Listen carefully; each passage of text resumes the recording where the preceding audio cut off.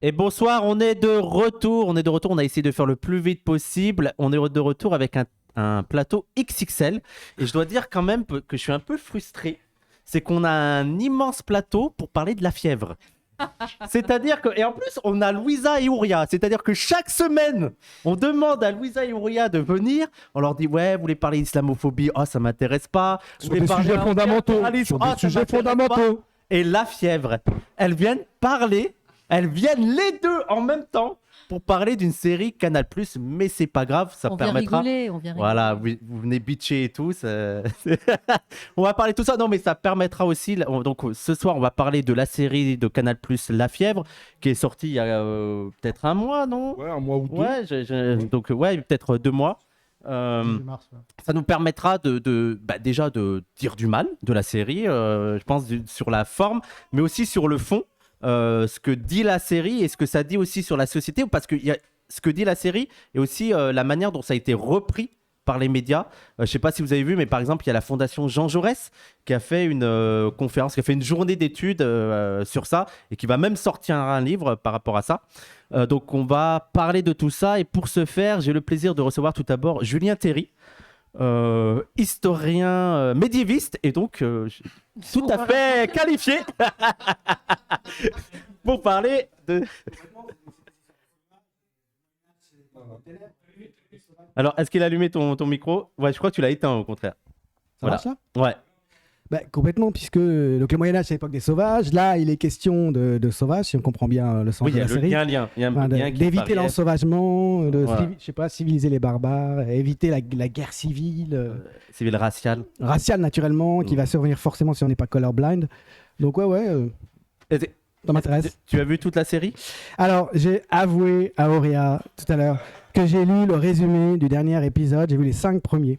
Alors, j'ai l'impression qu'on a tous des choses à avouer parce que j'ai vu tous les épisodes. Et j'ai lu d'assez près, par ailleurs, le résultat de la journée de la Fondation Jean Jaurès dont tu parlais. D'accord. Puisqu'ils ont publié une sorte de petit livre en PDF Ouais, c'est ça. auquel on peut accéder avec des analyses notamment de Stéphane Fuchs, de toute une série De Anne Sinclair.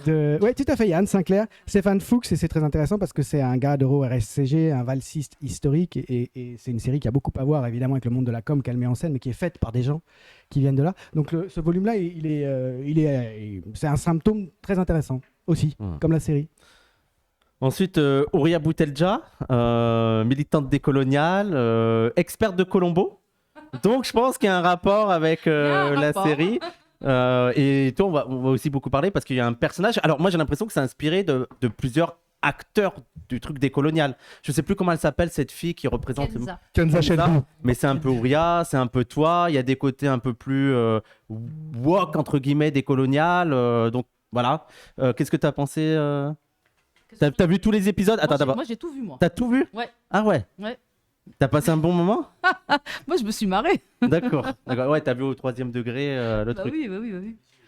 Ensuite, Louisa, un peu malade, mais présente. Ouais. Ça va, Louisa? Ça va, merci. C'est- Non, moi, j'ai moins... c'était un peu plus éprouvant que pour Auria. Donc, je me suis un peu forcée quand même à aller jusqu'au bout parce que malgré tout, je pense qu'il y a des choses à dire, il y a des choses à penser aussi. Ouais. C'est une série qui donne à penser, contrairement Autant sur le fond que sur la forme. Alors, donc là, je pense qu'on fait un tour de table. Ouais. Là, donc on y reviendra, mais il y a pas mal de choses. Quant au personnage de Kenza, ouais, je dirais moi que c'est une Ouria qui aurait fait des études, des grandes études.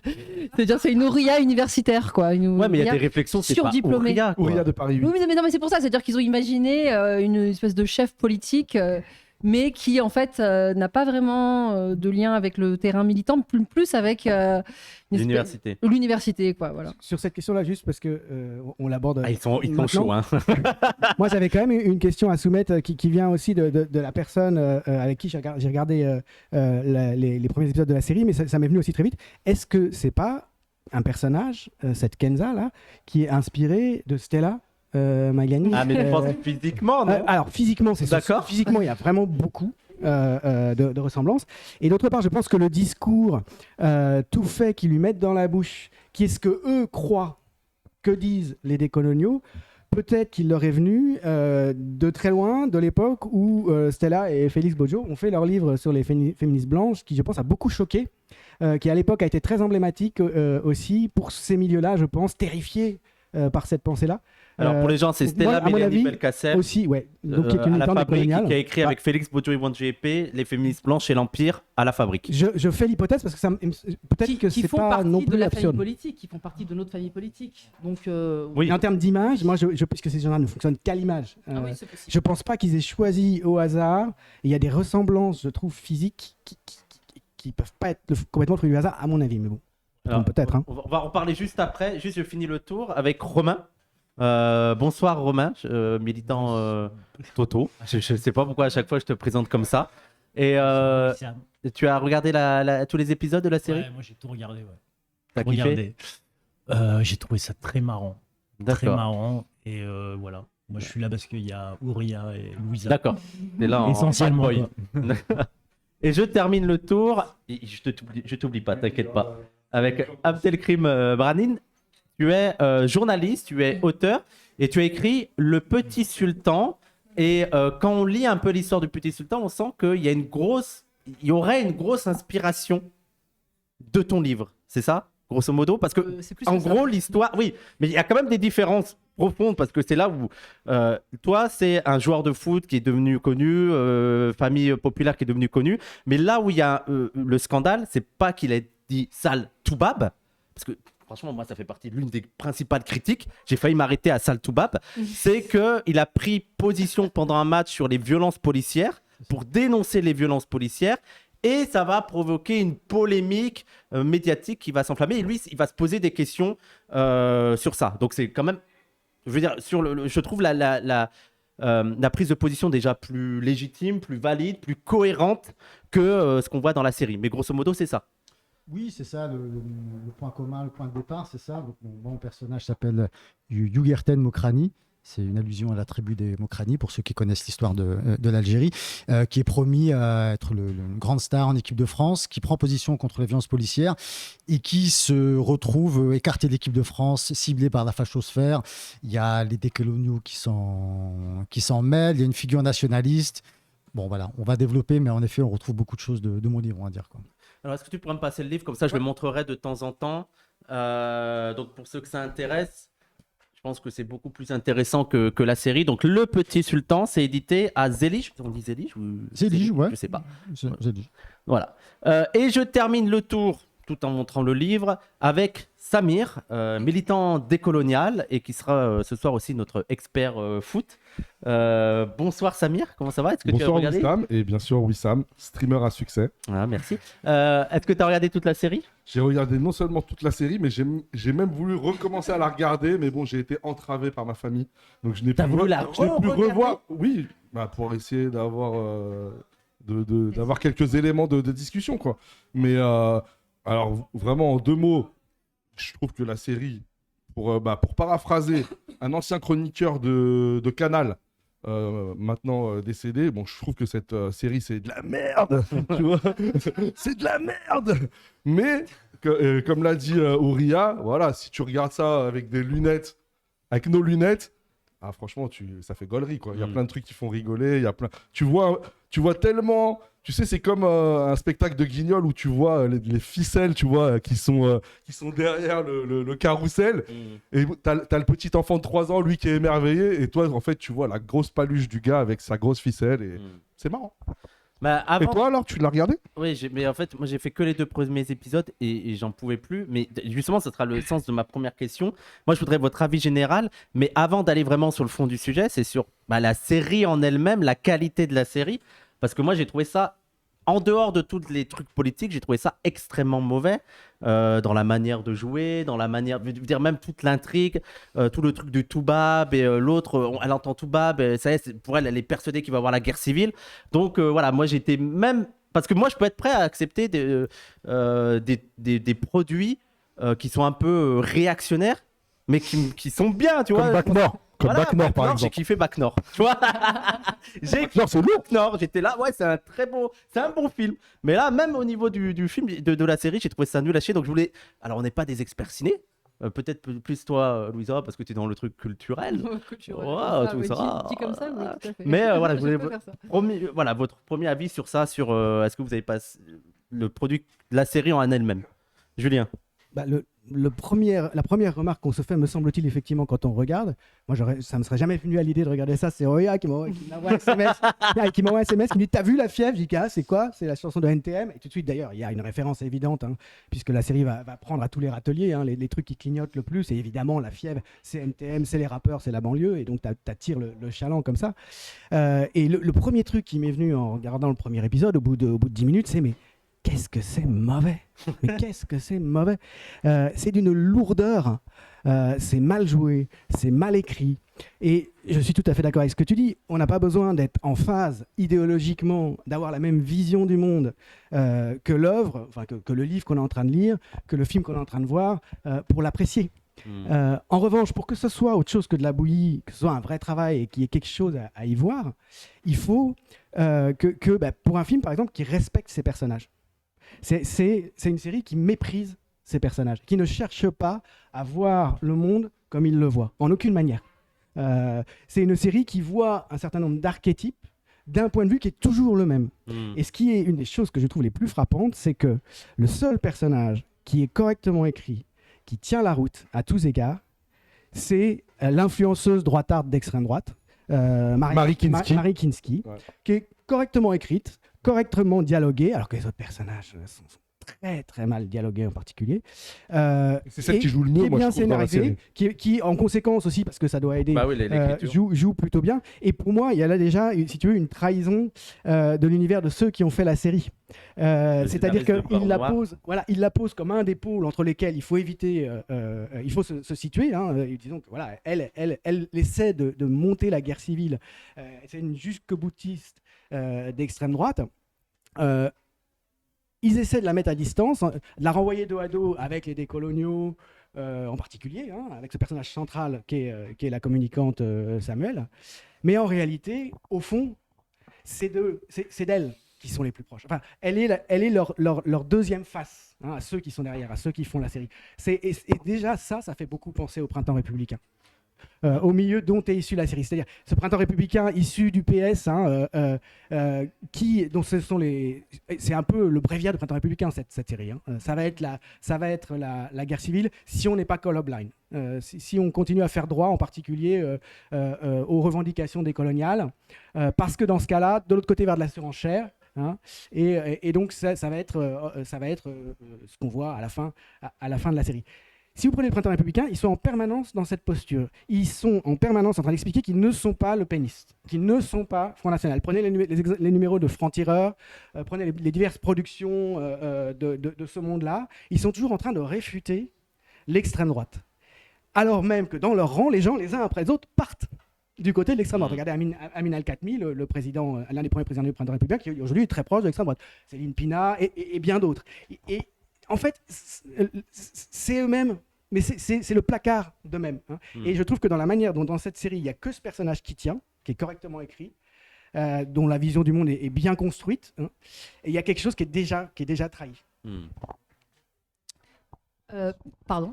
Vas-y, si tu veux. Non, mais effectivement, moi je pense qu'on peut évacuer les questions qui sont un peu d'ordre esthétique en résumant, en disant effectivement que c'est mauvais à tout niveau, etc. Mais on en parle pour pouvoir l'évacuer assez vite, étant donné qu'ici c'est plutôt un espace, disons, politique. Donc je dirais aussi, je rejoins exactement les mêmes vues sur la qualité, la facture de cette série que je trouve extrêmement mauvaise. Mais alors, elle est mauvaise aussi, je pense, en partie parce que il y a une espèce de transparence en fait vis-à-vis des intentions de la série. Alors, des intentions qui sont à la fois didactiques, puisque c'est une série qui vise à nous donner à voir ce que serait en vérité ce que serait le débat politique, la fabrique de l'opinion publique, les mécanismes de la fabrique de l'opinion publique dans l'ère des réseaux sociaux et dans l'ère parce qu'eux appelleraient les batailles identitaires dont nous sommes ici les de zélés entrepreneurs quoi. Et en même temps, donc il y a côté didactique, hein, vraiment tableau, Velleda, etc., avec des grands pensifs. C'est assez lourd et un peu naïf, par ailleurs, de montrer les choses. Les petites notes, les monologues du personnage central. Des monologues qui sont là pour vraiment des extraits d'articles, pour éduquer, voilà. Des articles de Jérôme Fourquet ou de Marcel Gauchet, quoi, qui sont carrément balancés comme ça. C'est des gros poncifs comme ça, c'est pour nous éduquer, pour qu'on se dise c'est donc comme ça que ça fonctionne, c'est donc ça. Non mais en plus on a vraiment l'idée, voilà. Bon bref, il y a quelque chose un peu embarrassant presque. Nous aujourd'hui on dit malaisant quand on parce que c'est cringe, voilà. C'est juste mauvais. C'est tellement c'est tellement un peu grotesque. Et en même temps, il n'y a pas qu'une ambition didactique, il y a aussi, je me semble, une ambition de prescription, c'est-à-dire que il y a quelque chose comme l'esquisse d'un horizon salvateur qui pourrait précisément nous éviter cette guerre civile vers laquelle nous tendons tous, etc. Et donc, ces deux choses-là, didactisme avec le côté prescription, donc c'est à la fois naïf, etc. Et en même temps, moi, je me dis que le mot, alors à la fois le mot MOT et aussi MAUX de la série, c'est pas tellement la naïveté, parce que ça, c'est quelque chose que j'ai beaucoup entendu et avec laquelle je suis tout à fait d'accord, c'est naïf. Et en même temps, en fait, je pense que le mot vraiment, c'est le mot impuissance. C'est une série qui est impuissante à tout niveau, qui est impuissante à l'endroit de ses propres ambitions, c'est-à-dire représenter le réel dans ses forces effectives et dans ses forces latentes, c'est-à-dire dans ce qui pourrait être à la fois une menace ou une promesse, ou voilà, ça, elle n'y parvient pas, et je crois comprendre pourquoi elle n'y parvient pas. Notamment, je l'ai compris de manière assez claire quand j'ai lu ce fameux livre qui a été édité par la fondation Jean Jaurès, qui est une espèce de think tank du Parti socialiste en fait, hein, et qui en fait a été édité clairement comme comment dirais-je. Enfin, c'est vraiment une valorisation promotionnelle. Un produit d'accompagnement. Voilà, c'est la valorisation promotionnelle à donf de la série. Ça consiste à dire que c'est vraiment une série de génie, que le mec, c'est un visionnaire incroyable. Parce que lui, il vient de là, en fait. Hein, c'est le même milieu. Voilà. Le réalisateur, il vient de ce monde-là. Oui, aussi. mais voilà. Donc, et du coup, je lis ce truc, moi qui suis une militante décoloniale, je lis ce truc et en fait, j'ai l'impression d'être plongée dans une espèce de musée d'histoire naturelle, d'idées qui me semblent, pour moi, mortes, en fait, qui me semblent complètement dépassées, qui me semblent complètement ringardes. Et je me dis, mais en fait, il y a encore des gens qui écrivent des choses comme ça, il y a encore des gens qui pensent ça. Et en fait, cette série, c'est une série qui nous vient de ce monde-là, qui nous vient, en fait, non pas, c'est pas une série du futur, une série visionnaire, c'est au contraire une série du passé. Je dirais même que c'est une série qui a été faite, en fait, qui adopte le point de vue d'un mort. Oui. C'est-à-dire, c'est une série d'outre-tombe de la tombe du Parti socialiste, en fait. Le Parti socialiste, là, il se paie une espèce de revival, mais sans avoir été transformé par ce qui lui est arrivé. C'est-à-dire qu'il a toujours avec ses vieux outils d'analyse, il comprend rien de ce qui se passe, et il arrive comme ça avec ses gros sabots, et voilà, c'est ce qu'il voit. Et en fait, quand on se dit ça, du coup, la série devient intéressante à ce moment-là, parce qu'on est des espèces d'inconscient, et d'ailleurs c'est ce que tu montrais là, d'inconscient de l'esprit socialiste, en fait, de cette expérience-là, qui est morte aujourd'hui et qui, en fait, érige en diagnostic sur la société son propre désarroi. C'est-à-dire, il ne comprend pas ce qui se passe. Et donc, comme ils ne sont plus comment dire, dans le game, quoi, comme ils ne structurent plus les termes du débat politique, et ben ce monde-là, et ben il est voué à la guerre civile. C'est incroyable, qu'est-ce qui se passe? En fait, voilà. Romain et après Abdelkrim. T'as vu tout ce qu'on a à dire sur la série? Non mais c'est bien, vu que je l'ai pas regardé, je vais être en pilote automatique. Et l'honnêteté. C'est bien. J'ai eu une question, moi. Ouais, bonsoir. Allez dire bonsoir. Voilà. Romain et après Abdelkrim. Ouais, non. J'ai pas grand-chose à rajouter. Ah, tu passes après Louisa, vas-y. Ouais, c'est difficile. Mais je sais pas, moi, il y a un truc qui m'a vachement étonné, c'est le rapport à la guerre civile, quoi, vraiment. Et je trouve que c'est des trucs... Parce que moi, je suis pas si sûr que ça soit juste le Parti socialiste qui est représenté par ça. Parce qu'on pourrait dire presque le macronisme. Mais complètement. Complètement. La Fondation Jean Jaurès est très proche de Macron maintenant. Hein. Oui, c'est ça, c'est ça. Bah, c'est aussi pour ça qu'ils sont morts, puisqu'ils ont été bouffés complètement par le macronisme triomphant. Oui, mais le macronisme a repris tout ce câble. Et moi, ce qui m'étonne énormément, enfin qui m'étonne, mais pas tant que ça, c'est qu'en fait, toute cette thématique de la guerre civile, comme fantasmée, comme quelque chose qu'il faut éviter ou quelque chose qu'on désire secrètement, c'était un truc d'extrême droite, quoi, quand même. Et aujourd'hui, toute cette sphère macroniste, socialiste, tout ça, joue avec ce thème-là, quoi. Et ça c'est quand même, à mon avis, assez nouveau. Et voilà, quoi. Il y a quand même quelque chose à analyser là-dessus, de comprendre que... et moi, je suis pas si d'accord que ça sur le fait que... déjà, sur le truc de Stella, ça, je suis pas d'accord de dire que la militante indigéniste... je te mets à leur place.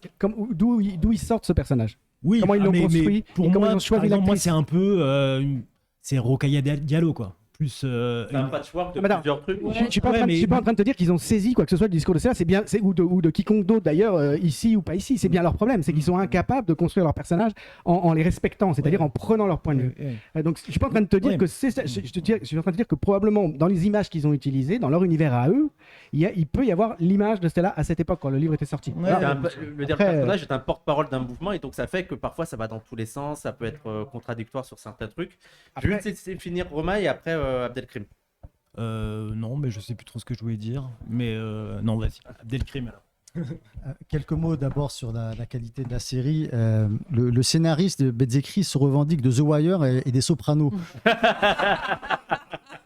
Voilà. Meilleur van de la soirée. Meilleur van de la soirée. C'est l'inverse. C'est exactement l'inverse. Quand on connaît The Wire, les Sopranos, enfin voilà, c'est une série culte. Et il fait une série sur le milieu du football qui commence par une histoire de racisme anti-blanc. Si tu veux, il faut connaître le milieu du football. Par contre, on commence l'affaire Galtier, les quotas, Benzema qui fait un tweet sur la Palestine, on demande la déchéance de la nationalité. Le mec, il nous trouve le moyen de commencer une série sur le foot par du racisme anti-blanc. Avec ça n'a aucun sens. Un noir qui frappe son entraîneur pour un truc, on est en mode... Le trait de sale Toubab, bon, bref. Ouais. Plus personne dit Toubab. Il ne respecte pas du tout ce milieu. Il ne respecte. Il ne connaît pas ce milieu. L'anecdote qu'il met en scène est totalement impossible. Il n'a ni queue ni tête. C'est surréaliste. Et il a un mépris pour le footballeur qui est absolument évident. Le mec se fait manipuler, voilà. Enfin, et l'entraîneur. Quand je disais, il ne respecte pas ses personnages. L'entraîneur, c'est un teubé. C'est vraiment l'image qu'ont les intellectuels du milieu du foot et des footeux. Oui, le Marseillais. C'est un blaireau. L'entraîneur, c'est un blaireau. C'est pas Ancelotti. Forcément, il a l'accent du Sud. Oui, voilà. C'est l'entraîneur du rugby il y a 20 ans. Quoi. Abdelkrim. Et tu parles du personnage Le de joueur, Marek-Kinski. c'est pas mieux. Attendez, monsieur. Tu parlais du personnage de Marek-Kinski. Moi, je suis allé donc à la journée de présentation de l'étude là, qui a été réalisée par la Fondation Jean Jaurès. Bezzecri a dit qu'il adorait ce personnage. Voilà. Mais on le sent, il adore ce Bezzecri, le personnage. scénariste, dit qu'il adore ce personnage de On voit Marek très bien Kinski. que c'est le seul qui lui est proche. D'accord. C'est le seul qui lui est proche, c'est évident. Et pour Il a terminer, dit quoi? Il a dit qu'il l'adorait, mais dans quel sens? le personnage, il a dit j'aime tous mes personnages et il a insisté sur Marek Kinski et il a dit j'aime beaucoup ce personnage. Il dit je l'aime, mais il dit j'aime tous Et les personnages. il a dit parce que c'est quelqu'un qui s'est perdu. Donc je crois qu'il a dit de la tendresse, je crois pour elle, il me semble. Je voudrais pas très Ah, de la tendresse. Il D'accord. me semble qu'il a dit ça. Et pour terminer sur ce que disait Louisa concernant le Parti Socialiste, c'est très intéressant parce qu'en fait, quand on voit l'énergie que la Fondation Jean Jaurès, alors c'est beaucoup plus, c'est le laboratoire d'idées du Parti Socialiste. Bezzecri est un ancien cadre du PS, c'est un ancien cadre de SOS, c'est l'ancien porte-plume de Julien Drey, c'est pas n'importe qui. La C'est gauche quelqu'un- socialiste. C'est quelqu'un, il le dit C'est dans un des ses dirigeants interviews. d'SOS Racisme, hein, Bezzecri. Ah, mais il dit qu'il est nostalgique de la gauche SOS, etc. Donc la Fondation Jean Jaurès a réalisé cette étude, elle est déjà disponible. Moi, j'ai discuté avec un ancien du PS qui est également dans la maison des potes. Il est persuadé que la série La Fièvre constitue une étape dans la stratégie de reconquête du pouvoir du Parti Socialiste. Non, mais vraiment. Mais c'est Ah, mais- c'est l'horizon qui est esquissé. Et je suis d'accord avec ce que dit Louisa. Et moi-même, je l'ai pensé. Et quand j'ai interrogé mon ami, il me dit, mais le PS est persuadé qu'en 2027, Macron ne se représente pas, qu'ils vont remporter la présidentielle, même avec un Mélenchon fort. Et cette histoire de la fièvre, et surtout l'étude qui l'accompagne, pour eux, ils sont déjà en train d'esquisser une espèce de programme ou de non-programme plutôt. Et il faut savoir dans la conférence, on va dire, la conférence à laquelle tu fais référence, le propos liminaire, l'introduction, elle est faite par Jean-Marc Ayrault. Exactement. la Donc conclusion. là, on est quand même. C'est la conclusion. C'est la conclusion du livre dans son ensemble. Et Exactement, Tu parce vois que Jean-Marc Ayrault qui fait le maître de cérémonie, tu te dis, bon, les tout à l'heure, gars, Louisa, je pense que vous n'avez pas compris. tu Vous avez parlais pas compris. des tunnels que fait Samuel, donc le personnage central qui va essayer d'éviter la guerre civile, qui est la communicante qui veut empêcher la guerre identitaire. C'est des longs tunnels qui sont en fait des espèces de dissertations extrêmement Un scolaires peu sur la comme l'UNICEF. nécessité de rétablir Tu l'autorité. peux redire qui était Samuel parce que moi je l'ai- Samuel, Sam, c'est Sam, l'héroïne. c'est l'héroïne, c'est le communicante. personnage central, c'est la communicante. Yes. Alors, il faudra aussi qu'on parle du fait que Et c'est à elle qui on- s'identifie quand même. moi, je Go- pense. Oui, Ah oui, bien sûr. oui. C'est elle Oui. vraiment le personnage. Bien- le oui, mais ce personnage, il n'existe pas. Je veux dire, il n'a aucune épaisseur. Je veux dire, il est totalement C'est un personnage artificiel. idéologique. Il est mal écrit. C'est un personnage Il est purement que des idéologique. personnages totalement idéologiques. didactique. Et les tunnels qu'il fait quand il répète des articles de Jérôme Fourquet ou de Marcel Gaucher, avec le message qui est, elle le dit explicitement à plusieurs reprises, il faut rétablir l'autorité. Il y a une demande d'autorité. C'est ce que dit aussi le ministre de l'Intérieur qu'elle vient voir. En gros, c'est ce que dit Jean-Marc Ayrault dans la conclusion du livre de la Fondation Jean Jaurès. Et ça, c'est le petit catéchisme. Il y a un personnage, un intellectuel en particulier, qui l'a introduit au PS, qu'il a développé dès les années 80, c'est Marcel Gaucher, qui est un des grands. Tu l'aimes pas, lui, j'ai Bon, l'impression, à mais c'est pas chaque que je l'aime émission, pas. on est d'accord.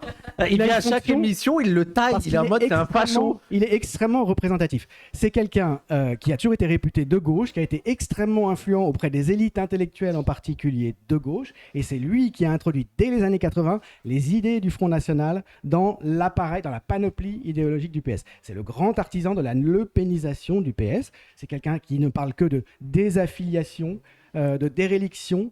Que des dérélictions, des affiliations, fin de l'autorité. Il a une grille de lecture, c'est la fin de l'autorité.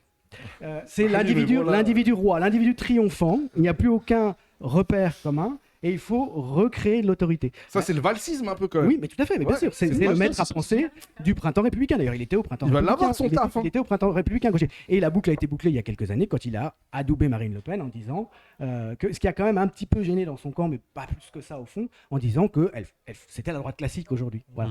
Marcel Et- Gauchet. Oui, tout à fait. Ouais.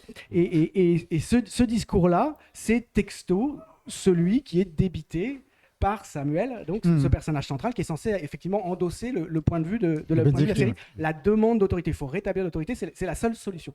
Mais même dans le côté dépressif du personnage.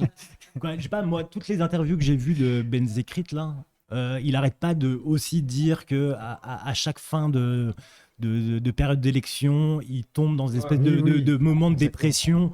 Quoi, il y a vraiment Moi, elle va même en HP. Hein. Elle se fait interner. Elle va même en HP à un moment donné, ça va loin, quand même. le scénariste donc là parle aussi de son Impuissance. rapport à la dépression. Ouais, c'est vraiment un C'est truc. une force Elle, elle est malade parce que la société est malade. Parce Il y a que- une chose dont il faut parler à son sujet aussi, me semble-t-il, c'est que, et on nous l'explique comme tout dans cette série à la truelle, au point de lui donner comme prénom Samuel pour une fille, elle est juive. C'est fondamental. Ouais.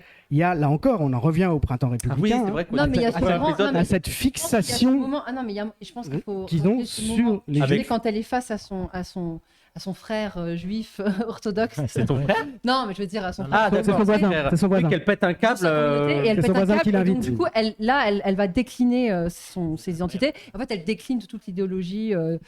Elle dit, je ne suis pas que juive. L'universalisme Je suis fan de colorblind, Brel. républicain, national républicain.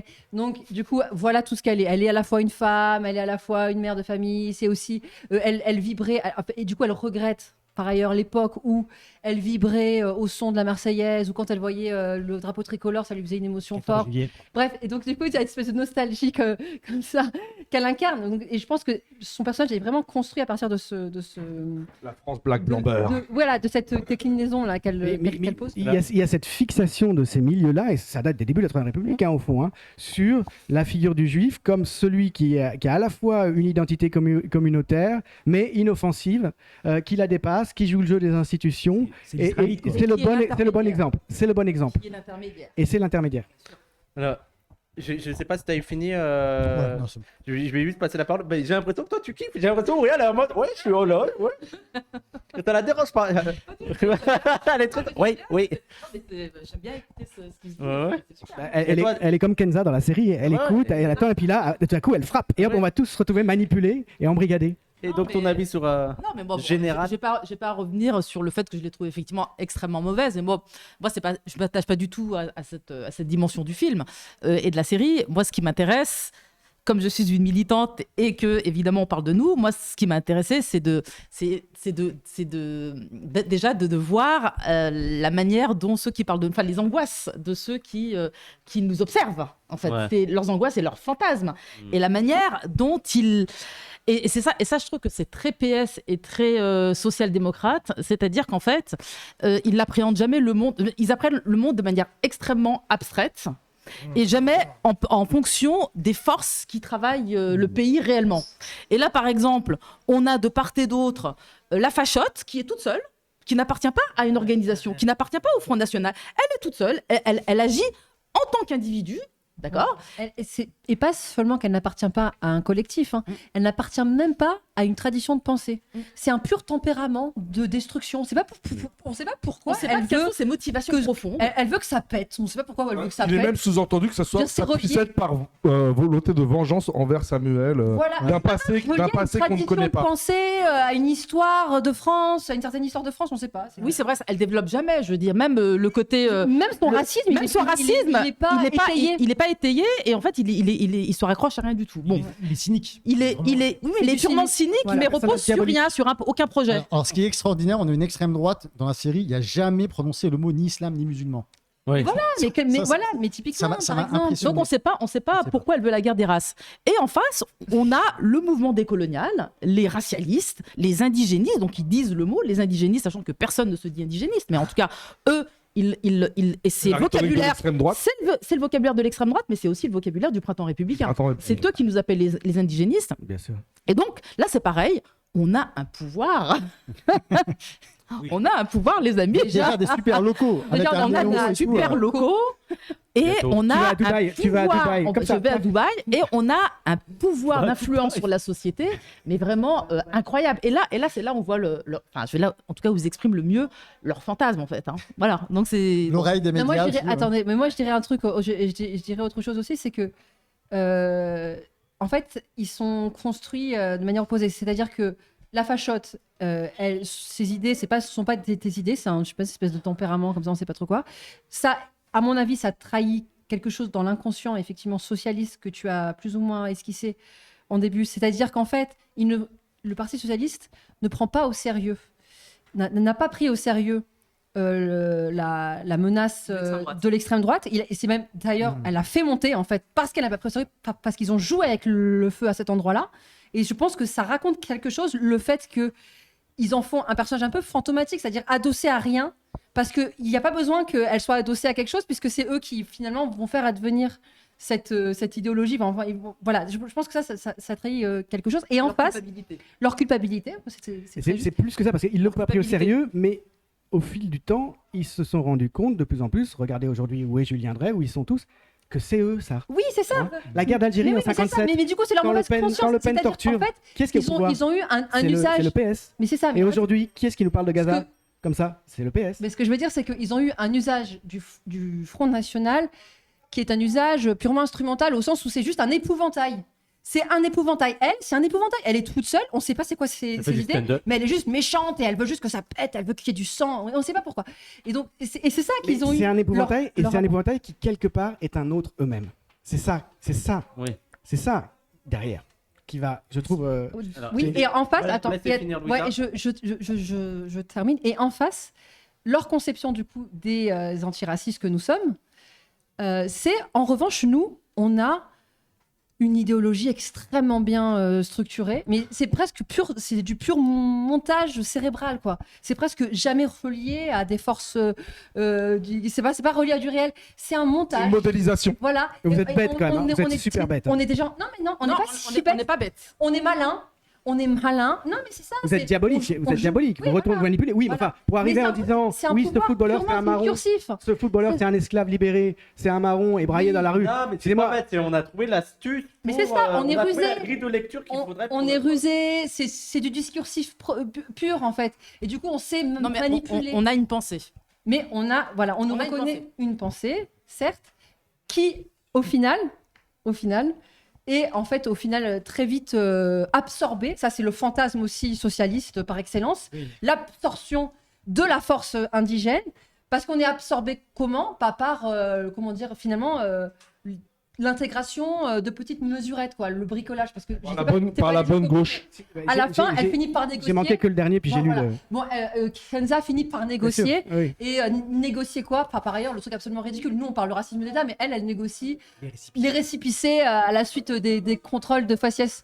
Et c'est très bien, et c'est une avancée, etc. Et ça aussi, cette histoire de récépissé qu'elle obtient à la fin, là encore, c'est l'inconscient qui parle, puisque qui est-ce qui, dans les diverses campagnes électorales depuis le début des années 80, a promis, pour gagner les élections et pour gagner le public concerné, qu'on mettrait fin au contrôle au faciès, encore Hollande en 2012, a ça dans son programme, et qui est-ce qui, à chaque fois arrivé au pouvoir, ne l'a pas fait et a assumé de ne pas le faire, comme Valls a assumé de ne pas le faire, parce que de toute façon, effectivement, si tu le fais, ça va dynamiter les pratiques policières au quotidien, parce que les gens vont facilement arriver avec leur pile de récépissés, et le racisme systémique, le fait qu'une partie de la population ne vit pas comme les autres au quotidien, se trouve harcelée, etc., apparaîtra, donc ça n'est pas possible de le faire.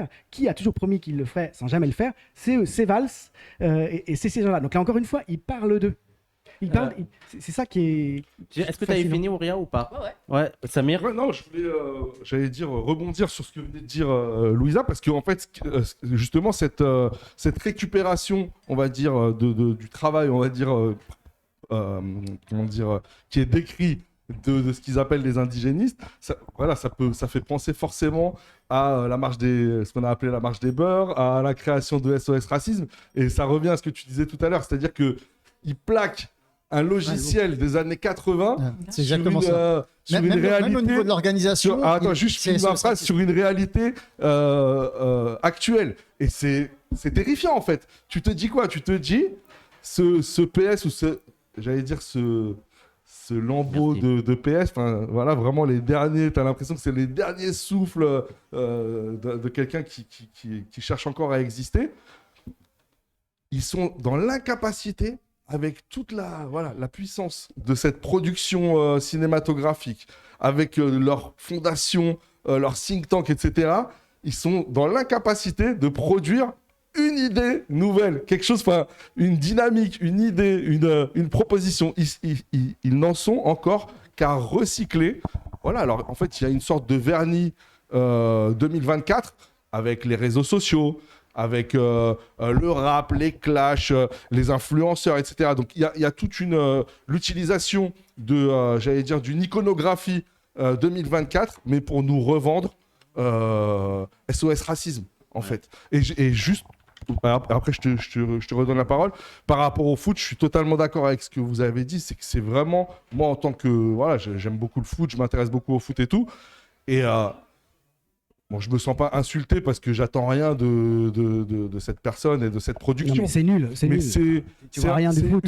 C'est comme dirait l'autre, c'est d'une indignité totale. C'est-à-dire que ça montre une méconnaissance absolue du football, de sa sociologie, de son actualité, etc. Et même dans la description, notamment moi j'appelle ça le péché originel, c'est-à-dire le coup de boule. Donc ça fait référence au coup de boule de Zidane, ça fait référence aussi à la. Non mais si tu veux, métaphoriquement quoi. Ça fait référence aussi à l'affaire Benzema, ça fait référence, moi je trouve, à Anelka, exactement, mais aussi à Ribéry, parce qu'il faut savoir, voilà que. Voilà, il y a aussi du Ribéry, c'est-à-dire dans la manière dont il est incapable de produire un discours par lui-même, en fait. Tu vois, il est trop con pour penser par lui-même. Et justement, dans la fameuse conférence, là, il parle justement du foot, de comment il se documente. Et il dit, voilà, moi, quand je veux connaître un sujet, je vais voir les personnes qui sont vraiment les plus calées. Et pour le foot, c'est l'équipe TV. Alors déjà, ça s'appelle pas l'équipe TV, aujourd'hui ça s'appelle la chaîne L'équipe. Tu vois, je le dis à monsieur Benzekri. Et je me dis que... Non mais pour parler de foot, en fait lui il regarde pas du foot. Il regarde des mecs qui parlent du foot alors qu'ils n'ont même pas les images à montrer de ce foot. Donc puis il est caricature, c'est vraiment problématique. C'est complètement indigent la manière dont il met en scène ce milieu. Mais même la réaction, je veux dire, en plus ça correspond pas au personnage. On voit que par exemple avec sa fille, il a une boîte pour les insultes, tu vois. Et d'un coup, je veux dire, il pète un câble, il met un coup de boule à son entraîneur. Juste parce qu'il a pas... ni tête. Oui, je veux dire, en plus je dis ah ouais, en fait ils sont incontrôlables ces gens-là, même les plus gentils ils sont incontrôlables. Abdelkrim. Non, je voulais juste confirmer. C'est vrai que d'après moi, le mouvement décolonial qui est décrit dans la série, en fait, il a calqué l'école SOS Racisme, tout, les moyens, l'oreille des médias, même l'organisation, sauf dedans, il a mis les idées indigénistes. Et en effet, je suis d'accord au niveau du... Bon, on voit qu'il a une méconnaissance totale. Alors, je ne parle pas de football, de connaître les résultats des joueurs, etc., mais de connaître le milieu du football. C'est ça qui nous intéresse. Ouais, On s'en fout, nous. Oui, voilà, enfin, on s'en fout. C'est-à-dire comment parlent les gens, comment se comportent les gens, etc. J'ai demandé de pas le couper. C'est vrai. Non, la dimension sociétale, la dimension politique du football. Et là, on sait très bien, un mec qui te dit, moi, je vais faire une série avec en toile de fond le football pour évoquer les fractures identitaires et qui te dit, je regarde l'équipe TV, bah, le mec, il a rien compris. C'est pas l'équipe TV qu'il faut regarder. Il faut aller creuser, il faut aller en banlieue, il faut aller à Sarcelles, il faut comprendre qu'est-ce que constitue, je l'ai écrit dans mon livre, l'armée de réserve du capitalisme. Il faut aller voir Habib Bey. Il faut aller voir Habib Bey aussi, en effet. Non, mais comment la banlieue est devenue, on a fait de la banlieue, avec l'aval de la FFF, évidemment, l'armée de réserve du capitalisme au niveau du football. C'est ça qui est intéressant. Mais on voit bien qu'il ne connaît pas du tout ces sujets. C'est marrant qu'il parle pour parler de football. Il va aller voir les gens qui parlent de football. Il ne regarde pas le football. Et en fait, il y a tout un truc en fait, dans cette série, on dirait qu'il n'y a pas de force sociale qui agissent dans la société. Il y a donc la communication, vraiment la communication. Et c'est vraiment une série qui fait semblant de critiquer la communication en étant fasciné par la communication, en fait. Et il y a vraiment une espèce de communication omnipotente qui fait tout. Et c'est trop marrant parce que la communicante, là, la meuf qui est Samuel, qui fait le truc de crise, elle est aussi bien auprès du président du club que du ministre de l'Intérieur, quand on a l'impression vraiment que c'est Elle est tout terrain, quoi. Elle est tout terrain. Elle est tout terrain et elle contrôle et elle regarde le monde. Non, mais c'est limite complotiste. Ouais, Quoi. et elle regarde le monde à travers les réseaux sociaux et des espèces d'images comme ça qui manipulent des images racistes assez folles. Il y a tout le passage là où le mec en moto qui a balancé le cocktail Molotov sur la maison du joueur de foot, et elle va voir des images, on regarde ça et on voit en fait des noirs qui lynchent des gens. Il y a vraiment une vision du truc qui est une vision d'en haut par la communication d'une espèce de France en flammes et qui réagit à les stimuli. C'est vraiment un truc comme ça, c'est assez fou. Et il n'y a aucune médiation sociale, aucune structuration sociale, aucune force sociale autre que la communication et des gens qui réagissent aux stimuli des réseaux sociaux. Mais il faut rappeler, avant de donner la parole, qu'elle est très très forte parce que dès le premier épisode, dès l'événement, il donne le coup de boule, elle s'assoit, elle regarde des vidéos TikTok et elle sait. Elle sait déjà qu'il va y avoir la guerre civile. À partir de TikTok, en plus, qui sont très mal faits quand tu connais TikTok. Alors, tu as beaucoup parlé, donc je vais d'abord faire Ouria et après toi, Julien. Ça te va ? Je voulais juste dire deux choses qui montrent effectivement la filiation avec SOS Racisme. Il y a deux choses qui vont dans le sens de cette filiation. C'est le fait que la série fait complètement corps avec l'État. Elle fait corps avec l'État. En fait, l'État est innocent. L'État est innocent et en fait, il y a des méchants. Il y a des forces du mal et effectivement, l'extrême droite reste une force du mal, mais ça, c'est SOS Racisme. C'est le monsieur Dupont des années 80, mais là, c'est les fachos, donc ça reste la figure du mal. Simplement, il y a des nouveaux méchants et c'est les racialistes. Mais il faut reconnaître que l'extrême droite reste quand même l'ennemi principal, ce qui a toujours été dans l'ADN de SOS Racisme. Simplement, là, effectivement, la nouveauté du moment, qu'ils reconnaissent, effectivement, sinon la série n'aurait pas de raison d'exister, c'est qu'aujourd'hui, les indigènes s'agitent différemment. Et les extrêmes se rejoignent. Et les extrêmes se rejoignent, etc. Donc, mais l'État est absolument innocent et l'actrice principale, elle fait complètement corps avec l'État en fait. Elle travaille directement avec le président de la République, avec le Premier ministre. Elle lui souffle ses idées. Donc elle est vraiment là. L'État, c'est le monopole de la violence. Il faut quand même se reposer sur l'État. Donc l'État est complètement innocent. Ça c'est une chose. Donc vraiment, au moins on peut dire une chose, c'est qu'ils n'ont rien appris de ce qu'on essaye de dire depuis 20 ans. C'est le contraire. Nous, au contraire, on dit c'est l'État. Bon, ça, c'est une chose. Bon, oui, c'est ça.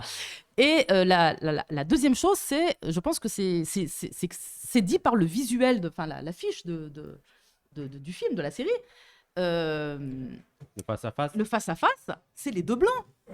C'est les deux blancs. C'est elle, donc Samuel, et la fachotte.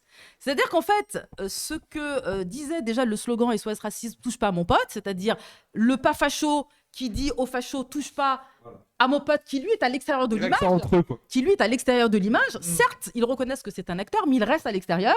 Là, c'est pareil. Kenza, elle n'est pas sur l'affiche. Kenza, elle s'agite peut-être, mais c'est pas une actrice. C'est pas une actrice, et pas Fodé. Et donc en fait, on a dans l'affiche, ils le disent eux-mêmes, ils la présentent comme ça. On a le face-à-face entre les deux blancs, c'est-à-dire ça reste fondamentalement une affaire qui doit se régler entre blancs, les gentils et les méchants. Voilà. Et je trouve que c'est incroyable que le visuel en fait nous offre déjà cette image, cette clé de compréhension en fait. Julien, tu voulais ajouter cette affaire d'absence totale dans le film de quelque force sociale que ce soit, à part effectivement quelque chose qui n'est pas à proprement parler une force sociale, mais une technique de manipulation, à savoir la com, qui est effectivement le début et la fin de tout, hein, c'est l'affrontement entre deux communicants. Le film est obsédé avec des séquences d'une lourdeur abominable par l'emprise des réseaux sociaux. Hein, quand on voit tous ces écrans, les trucs qui s'affolent, les trucs qui défilent.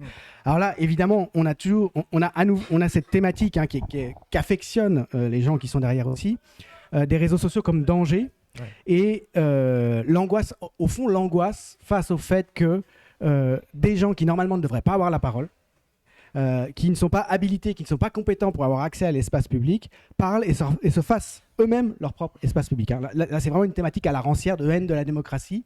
La terreur des élites dirigeantes devant l'emprise des réseaux sociaux, le fait que les gens finalement puissent faire le même travail que les journalistes, éventuellement en mieux et de façon plus fidèle à leurs intérêts, à leur point de vue, via ces réseaux, ça traverse complètement le film et ça rejoint cette injonction permanente à en revenir à l'autorité. Et s'il y a bien une autorité et une seule qui vaille, en effet, c'est celle de l'État. On en revient au beau vieux bonapartisme hein, qui est derrière aussi cette gauche colonialiste, hein, cette gauche de gouvernement.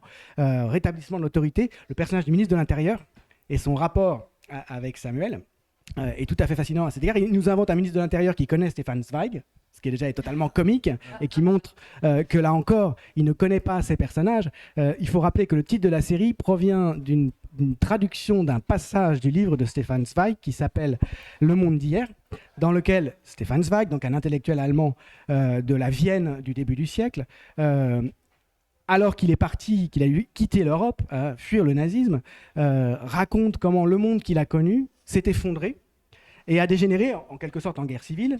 Ce passage-là, donc, décrit l'atmosphère qu'il y avait à Vienne au début de la guerre de 14.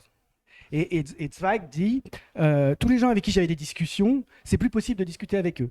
Tout de suite, le ton monte, tout de suite, on s'insulte, tout de suite, si on remet en question le bien fondé de la guerre, on est quasiment passible de prison. Bon, voilà. Et il termine, donc il y a une phrase comme ça qui dit il restait plus en fait qu'à se taire, à les laisser vociférer en attendant que tombe la fièvre, hein, ou voilà, à s'effacer face à cette fièvre. Donc en fait, la série tire son titre et son inspiration de ce passage, et il y a une séquence grotesque où Samuel, la communicante, donc celle qui essaie d'empêcher la guerre civile, face au ministre de l'Intérieur, qui certes est un politicard, mais qui quand même est fondamentalement un gentil, qui veut rétablir l'autorité et qui veut empêcher la guerre civile, il se récite ce passage. Ils le connaissent tous les deux, ils sont très cultivés tous les deux. Bon, je ne sais pas si vous voyez Darmanin ou Sarkozy à l'époque où il était. Je ne sais pas si vous voyez un ministre de l'Intérieur de la Ve République depuis Pierre Jox, qui effectivement, mais Pierre Jox c'était le milieu des années 80, quoi. Quelqu'un qui ait lu plus de 2 livres dans sa vie et qui exerce cette fonction, moi je vois pas, hein, personnellement, et qui puisse citer Stefan Zweig comme ça. Il a mal cité Max Weber, Darmanin. Il a reconnu n'importe quoi, évidemment. Il a même pas idée de ce qui est Max Weber, ni de ce que dit le passage sur le monopole légitime de la violence d'État. Mais alors, pour en revenir donc à ces forces sociales qui sont totalement absentes en réalité, et c'est pour ça que la série est indigente, on ne voit à aucun moment effectivement ce que tu disais sur les milieux populaires souvent noirs africains issus de l'immigration nord-africaine et surtout noire africaine qui fournissent les gros bataillons du foot. Hein. Pourquoi est-ce que effectivement, il y a beaucoup de joueurs noirs. Pourquoi est-ce qu'il y a des époques où dans l'équipe de France, il y a presque que des joueurs noirs? Là, c'est caricaturé parce que de le Racing, il y a que des noirs. Si vous voyez, je sais pas si vous avez vu dans le vestiaire, alors c'est pas crédible. Dans l'équipe nationale de France, Oh, c'est. C'est pas si- quasiment, il y a que des noirs et des métis. Non, mais c'est pas la. J'ai regardé, j'ai du mal à en voir. Hein. Dans la- En tout cas, c'est sur pas le- l'image. la série C'est pas l'image que. Ouais, dans la série. Ouais. Dans C'est pas ça qui m'a choqué, en l'équipe tout de cas. Racing, l'entraîneur est blanc, mais tous les joueurs sont noirs. Bon, passons. En Ouais. tout cas, on ne voit rien de la façon dont vivent. Après, il y a un peu ça à l'équipe de France. Il C'est n'y a un pas peu- que des noirs. Oui, mais c'est l'équipe de France. C'est encore. On ne voit rien de la façon dont ces populations-là vivent. On ne voit rien des milieux dont est issu Fodé. À un moment donné, quand il est arrêté par la police, je ne sais pas si vous voyez, mais il commence à être maltraité. On lui fait mettre les mains sur le capot. La fliquette qui l'arrête s'apprête à le traiter comme la police traite les Noirs dans les quartiers. C'est-à-dire très mal. Et puis, elle va voir son collègue qui lui dit « Non, mais en fait, Oui, c'est un genre. c'est un mec connu. » Donc, elle revient et elle s'excuse. Donc, à ce stade-là, on pourrait se dire « Ah tiens, il y a un fil à tirer là quand même. » Donc, ces gens-là sont pas traités comme des blancs par la police. Voilà, je sais pas, un truc de base. Toi, Mais sur c'est le- pour ça qu'il a Donc, on pourrait prendre en compte. C'est pour Il ça en qu'il est a foutu un coup de boule. Hein. Voilà. Parce qu'en fait, on fait Alors, comprendre. Voilà, la seule manière dont tout ceci est repris, c'est ça pourrait faire un argument pour excuser son énervement, ou la parole qu'il a dit, Sal Toubab, quand il a mis le coup de boule à son entraîneur plus tard dans la journée. Mais en fait, cette histoire, donc la question des violences policières et du racisme systémique de la police, qui est le quotidien de ces populations qui par ailleurs fournissent des footballeurs, bankable. C'est une force sociale, enfin, c'est une question, voilà, c'est une donnée de base qui détermine les situations, entre autres. À aucun moment il n'en sera à nouveau question. On ne sait pas si la police est raciste ou pas. On ne sait pas pourquoi. Non, mais Voilà. Alors, Romain, après Abdelkrim. ça va juste, Faut pas ça va parler. juste être utilisé. Ils vont se poser la question si, mais comme possible narratif en fait. Vraiment, il y a toujours, tout est ramené parce que c'est la communication. Tout est ramené à des questions de narratif, des questions de storytelling. Est-ce que c'est la meilleure manière de faire comprendre? Mais en fait, comme s'il n'y avait pas d'emprise matérielle derrière les storytelling qui sont manipulés. En fait, c'est des jeux. Quoi. Et c'est pour ça d'ailleurs que ça plaît énormément à ce petit milieu, parce qu'en fait, c'est vraiment de la manipulation de signes où il n'y a pas d'emprise matérielle derrière ça. Quoi. Mais c'est en ça que c'est une série colorblind. C'est une série Ouais. colorblind. Ouais. C'est ça que je veux dire. Et oui, voilà. Pour revenir au personnage, moi je constate avec cette série que la fiction française a toujours du mal avec les garçons arabes, avec les garçons maghrébins. Jusqu'au 6e épisode, je me suis dit, il va avoir un rôle, il va venir, non. Et il y a un truc qui m'a fait marrer. Bon, il y en a un, c'est un sous-fifre de l'équipe de com, il s'appelle Mehdi, mais il a 3 répliques en tout et pour tout. Et à un moment, je vois. Check les tweets. Oui, c'est ça. Check les tweets. Et à un moment, je vois le président, quand Fodé au début se sauve parce qu'il vient de faire cette bêtise, et le président dit il y a mon DG qui essaye de le joindre. Et Fodé dans sa voiture, et il reçoit un appel, il écrit Rachid. Et ben, c'était sa seule apparition au personnage. tu le vois pas. Il écrit Rachid, le mec il fait ça, je me dis t'as peut-être le mec dans l'organigramme du club, t'as un Rachid et tout. Ouais. Il y en a quand même, tu vois. Et tu n'as aucun vrai rôle de garçon arabe. Et ça, c'est un truc constant dans la fiction française. On a un vrai problème avec le garçon maghrébin que le garçon arabe. Contrairement à ton livre, Exactement. Ouais Exactement. contrairement Ah, à ton génie, livre, toi. où ça, je veux dire, le personnage principal est un garçon arabe et parle de violence policière.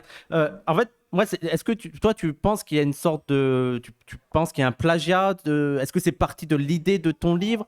Je sais pas est-ce que tu as eu des contacts, est-ce que tu as eu des trucs, parce que c'est vrai qu'il y a énormément de points communs, notamment sur l'univers du foot, et que c'est à partir d'un épisode dans le foot que ça va aller, où il va y avoir un vrai sujet de société, parce qu'il répète beaucoup sur ça, sur le foot, c'est quelque chose qui peut, c'est quelque chose de populaire et ça peut s'enflammer à partir de là. Donc ouais, c'est vrai qu'il y a un truc autour de ça. Pour dire quelques mots là-dessus. Et après Ouria. Tu voulais pas Et après Ouria. Donc, Il fait très chaud, hein. ce que je dis, c'est que C'est la fièvre. Tu m'as dit de placer cette blague. Vas-y. ce que je dis moi depuis le début, c'est que dans cette série, tout l'arc narratif lié au football, aux fractures identitaires, il est très fortement inspiré de mon livre. Tout l'arc narratif qui est lié à la com de crise, moi, c'est pas mon délire, ça. C'est Benzekri, c'est son truc à lui. Tu veux C'est- pas Non, mais c'est vrai. Ne me mêlez pas à ça. C'est pas moi. C'est pas moi. Bref, et donc je le rappelle. Donc mon livre, c'est un jeune footballeur qui commet une bêtise, qui est écarté de l'équipe de France, qui va jouer. Quelle bêtise. Il prend position. Enfin, c'est vu comme une bêtise. Il prend Voilà, position parce- contre les violences policières. il joue dans un club, un deuxième club fictif à Paris, comme dans la série, qui va fonctionner comme la démocratie corinthienne, l'équipe brésilienne. Il parle même de Socrates. Moi, mon livre, à la Alors, base... Socrates, grand joueur et gauchiste. Voilà. Exactement. Et qui a mis en place justement dans le La club démocratie Corinthians corinthienne, la démocratie participative. Ouais. De faire fonctionner un club comme une coopérative. Ouais. Ce qu'ils évoquent dans la série. Ce qu'il y a également dans mon livre. Mon livre, à la base, il s'appelle French Socrates, le Socrates français. Et c'était tellement une référence d'initié que mon éditeur m'a dit... Ça Et a vous passé pensez sous au les radars. philosophe. Ça a passé, exactement, ça a passé sous les radars. On change. Trop pointu. Et c'est vrai. Et c'est vrai que moi, quand j'ai vu ça, bon, voilà. Là, aujourd'hui, il y a une mise en demeure qui a été envoyée. Et juste pour terminer là-dessus, donc on a parlé de la Fondation Jean Jaurès. La Fondation Jean Jaurès, elle est co-dirigée par un mec qui s'appelle Jérémy Pelletier. Il se trouve que c'est l'un des principaux éditeurs des éditions de l'Aube. Et moi, en mai 2019, j'ai retrouvé l'envoi. J'ai envoyé mon manuscrit aux éditions de l'Aube. Ah. C'est-à-dire, ça constitue Sur la vidéo qui est avec Benzekri à la table, non, c'est pas lui. Non, c'était pas lui. Non, Il y a- c'était Raphaël ouais, Lurka. C'est ça, Raphaël Lurka. Donc voilà, ça aujourd'hui, ça fait partie de ce qu'on a versé entre guillemets au dossier, donc affaire à suivre. D'accord. Tu voulais réagir à ça? Non, je voulais juste revenir un peu sur comment la série, elle innocente l'État. Je pense que c'est quand même quelque chose d'important dans la série. Et quand à travers, par exemple, Kenza, le personnage de Kenza, qui est donc la militante des coloniales et antiraciste, quand elle parle, elle a que les mots racisme d'État, racisme systémique, race, etc. etc. C'est vraiment c'est des tracts qui sortent de sa Ouais. bouche. Hein. Le racisme ne peut pas être Ouais, raciste. ouais. Mais il y a un grand absent, c'est l'impérialisme. Hmm. Il y a la race, mais il n'y a pas l'impérialisme. C'est-à-dire qu'en fait, la question du racisme, c'est strictement une question intérieure. Et ça se passe entre nous, là. Voilà, tu vois. Et donc, Identitaire et personnel. Identitaire et personnel. Et bon, on l'a vu, hein, donc les fachos d'un côté, les racialistes de l'autre. Donc voilà. Et ça, je crois que c'est une question qui, quand on la pose, on est obligé de se poser la question de savoir le rôle de l'État dans l'impérialisme. Je veux dire, ça peut pas être Monsieur et Madame Dupont, pour le coup, l'impérialisme. Et donc, c'est complètement effacé. Ça n'existe pas. Voilà. Donc, en fait, le rôle de la France dans le monde est complètement effacé. Et voilà, c'est juste pour mettre une pièce en plus dans l'analyse du fait qu'en fait, ils veulent vraiment, c'est vraiment le but, c'est l'État est innocent, quoi. Alors moi, je suis à 100% d'accord avec ce que tu viens de dire. Donc là, pour moi, c'est vraiment c'est le racisme moral qui fait de la résistance. C'est-à-dire que ils ont pas compris, tu vois. On les a virés, on les a jetés par la fenêtre, mais ils essayent de revenir et toujours avec cette je sais pas si c'est une conviction, j'arrive même pas à comprendre comment on peut être encore convaincu que les choses puissent se régler seulement par la volonté des volontés individuelles additionnées. Et ça me faisait penser à quoi? Ça me faisait penser à l'histoire des colibris, Pierre Rabhi. J'ai pensé à ça, tu vois, ce côté genre si tu aimes ton prochain, alors là, la paix sera possible. C'est-à-dire que je me dis, est-ce qu'ils sont réellement persuadés de ce qu'ils disent, ou est-ce que, voilà, encore une fois, ils n'ont pas d'autres propositions politiques à faire, et bon, ils essayent de recycler cette proposition. Et l'autre chose que je voulais dire, c'est que j'ai l'impression aussi que, donc, il y a cette polarisation entre, donc, l'extrême droite, effectivement, qui est pas incarnée par une organisation, etc. Ce qu'on peut appeler l'extrême gauche, en tout cas les indigénistes, les racialistes. Alors, et je me disais, dans la perspective que nous avons devant nous, c'est-à-dire les présidentielles de 2027, est-ce que c'est un élément qui serait constitutif d'une stratégie pour diaboliser justement la France insoumise, tu vois? Voilà, parce que c'est pas explicite, mais moi c'est comme ça que je l'ai lu, c'est de dire, on va pas dire la France insoumise, on va l'incarner sous la forme de ce groupuscule, etc., hétéroclite qui n'existe pas, où on voit des éléments, par exemple, il y a des éléments qui peuvent faire penser à la brigade antinégrophobie, des éléments qui peuvent faire penser au pire, on va dire, d'autres éléments qui peuvent faire penser plus à la gauche, un peu Paris 8, etc. Et tout ça, en gros, dans leur esprit, dans leur construction, ça constitue la base militante de la France insoumise. Et en gros, Non, non. Oui, Il n'y a pas Mélenchon. Il est où Mélenchon? voilà. Mais il y a pas- Et en fait- gros, c'est l'avènement en fait d'un bloc central, d'un bloc bourgeois central.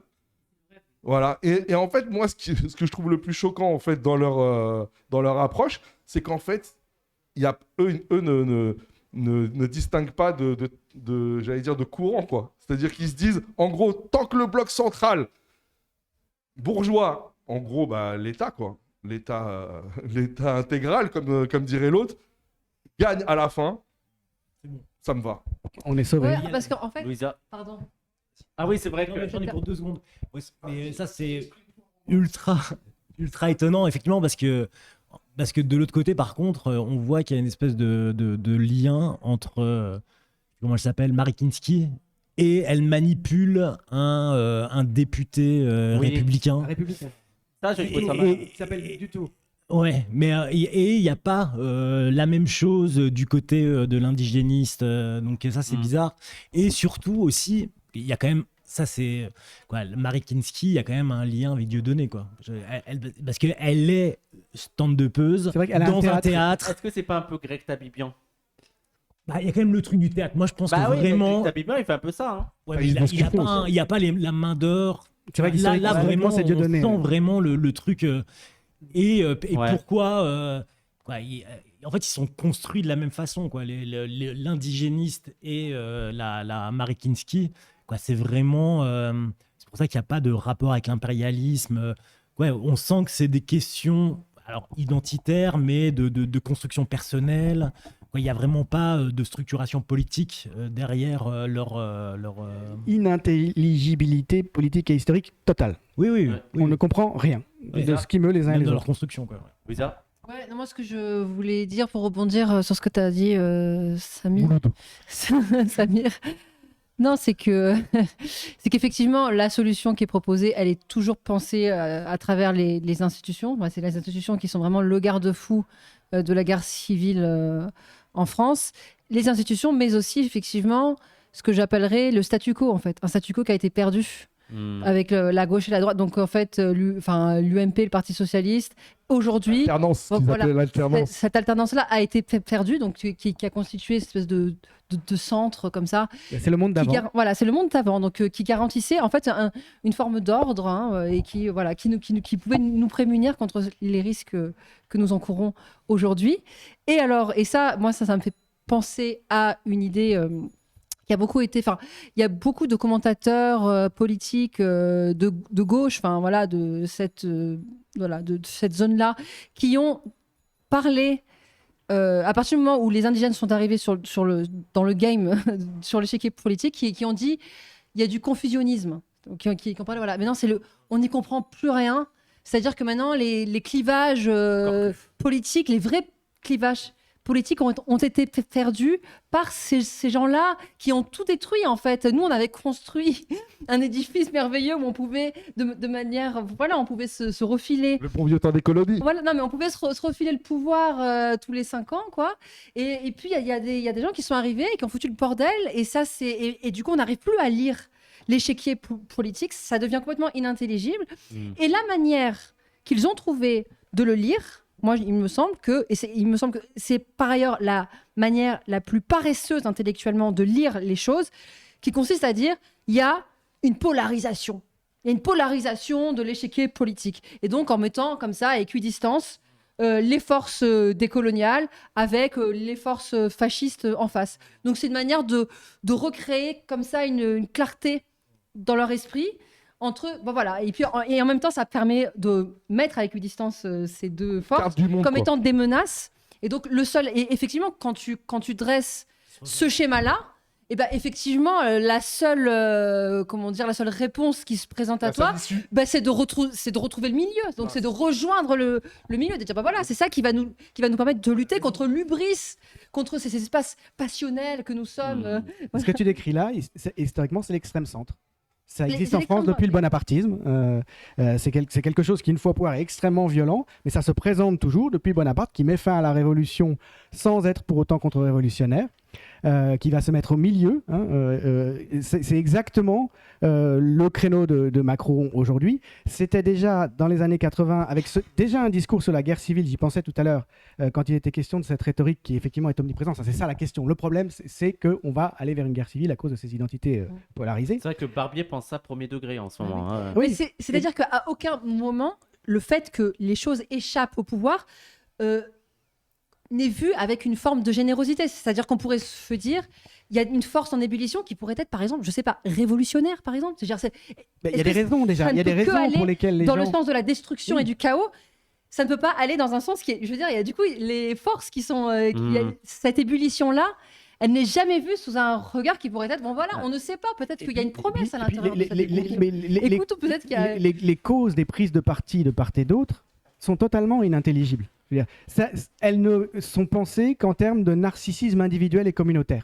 Mais il n'y a pas de situation historiquement posée de domination sociale, par exemple, qui soit décrite. Ça, c'est très clair. À aucun moment, d'aucun côté. Alors, un peu dans le vestiaire.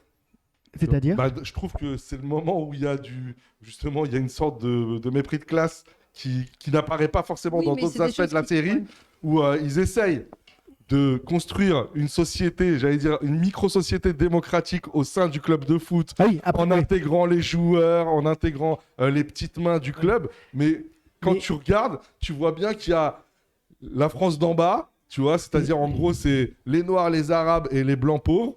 Et puis la France d'en haut, les sachants, ceux qui ont, tu sais, un peu comme à l'époque de la première Révolution française où tu avais le vote censitaire, c'est comme ça. Le vote, voilà. Et moi, ça m'a fait penser à ça. 19e siècle. Je dis, en fait, là, ils nous ont fait un vote censitaire. C'est en gros, je te demande ton avis, mais bon, à la fin, frérot, c'est moi qui fais le chèque, donc reste tranquille, tu vois. Donc, je me suis dit, mais ils sont à un niveau de déconnexion. C'est-à-dire, même dans une idée qui pourrait sembler généreuse, c'est un truc de bâtard, en fait, tu vois.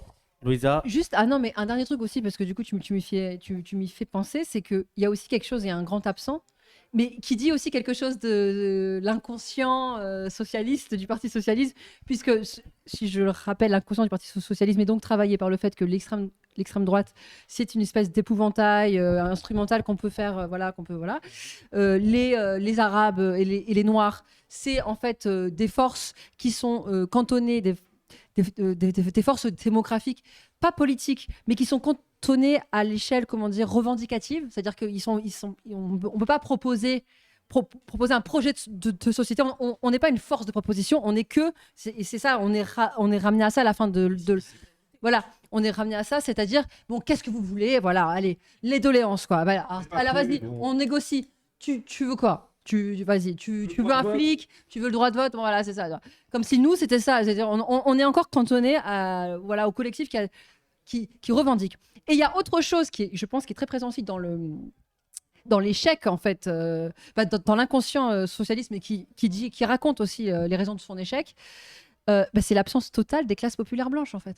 Il n'existe pas. Et en fait, c'est l'abandon total. Il ne s'intéresse pas. Cette question n'intéresse pas. Il y a l'entraîneur de foot. Voilà. Donc, un emblème de com, voilà, Michel Sardou. Une indifférence totale. Le Parti socialiste est mort aussi à cause de cette raison-là, parce qu'ils sont complètement abandonnés avec les classes populaires blanches. Ça ne les intéresse pas. Ouais. Et donc là, dans cette fiction-là, on a encore une absence complète de traitement de cette catégorie, quand même, qui était, je veux dire, alors qu'on parle de foot, alors qu'on parle de foot en plus. On parle de foot, ça les intéresse. Les classes populaires blanches les intéressent en tant qu'elles peuvent être pensées comme racistes. Exactement. C'est la thématique est victime d'insécurité culturelle. Oui. Et donc jamais en positivité. Voilà, oublié par les gens. Qui sont des bourgeois trop progressistes, des bourgeois blancs trop progressistes. Les classes populaires peuvent exister si elles écoutent Michel Sardou et se réduisent à ça, Michel Sardou étant l'indicateur du racisme et de la bêtise inhérente aux blancs. Voilà. Alors, il n'existe que comme ça. Moi, j'aurais une question parce qu'il nous reste une trentaine de minutes et on a une annonce à faire après, dans les 10 dernières minutes par rapport à nous. À nous. Mais moi, en fait, il y a quelque chose que je trouve que c'est bizarre qu'on n'a pas abordé, alors que pour moi, c'est quelque chose qui est important, c'est que c'est Canal+ qui fait ça. C'est Bolloré. Attendez, oui, mais vous avez beaucoup parlé, vous n'allez pas me couper. Non, mais je veux dire, pour moi, il y a une scène hallucinante de Hanouna qui joue Hanouna, mais dans le rôle de la promotion de degré. l'extrême droite. C'est-à-dire que c'est Hanouna qui invite la fachotte pour lui faire de la pub. Et ce qui est hallucinant, c'est qu'il joue ce rôle, il accepte ce rôle. Et donc moi, la question que je me pose, c'est comment ça se fait que c'est Canal+ qui produit ça, le Canal+ de Bolloré, quand on sait le poids de Bolloré dans la fascisation du pouvoir. Je veux dire, Bolloré, quand on voit l'idéologie de Bolloré, c'est justement ce que la série attaque, entre guillemets, c'est-à-dire la fascisation des... Bah oui, mais... Moi, ce que je te dis, c'est que non. Moi, ce que je te dis, c'est que non, en fait. Oui, mais eux, ils se mettent en opposition à Bolloré. Oui, mais c'est un Abdel double. Mais c'est un- ouais, Bolloré, c'est un autre même. C'est ça que je Oui, te mais dis. par Bolloré, il aurait Un intérêt alter à ego, un quoi. Zemmour, il aurait intérêt à un Le Ah, mais Pen. il l'a, mais de fait, il l'a. Dans la conférence, tu sais, à Jean Exactement. Jaurès. Ouais, vas-y. Alors, la conférence, moi j'y étais, on lui a posé la question. Bon, la conférence, c'était un débat, mais c'était pas un débat. Tout le monde était acquis à la cause de Benzekri. Et c'était assez. Presque. C'était. Ouais, c'était. Bon, après, c'est le cas aussi ici. Ah, non, mais là, va voir, c'est assez ouf. Et on lui a posé la question, donc il a répondu qu'en fait, il avait carte blanche, sans mauvais jeu de mots, mais pour faire ce qu'il voulait. Même pour la fiche. Laissez-le, Même pour la s'il fiche. vous plaît. Voilà, en gros, il peut faire ce qu'il veut, que Canal+, c'est les seuls qui savent faire des vraies séries. Et il a terminé, alors je sais pas, il a l'impression qu'il n'avait pas trop convaincu.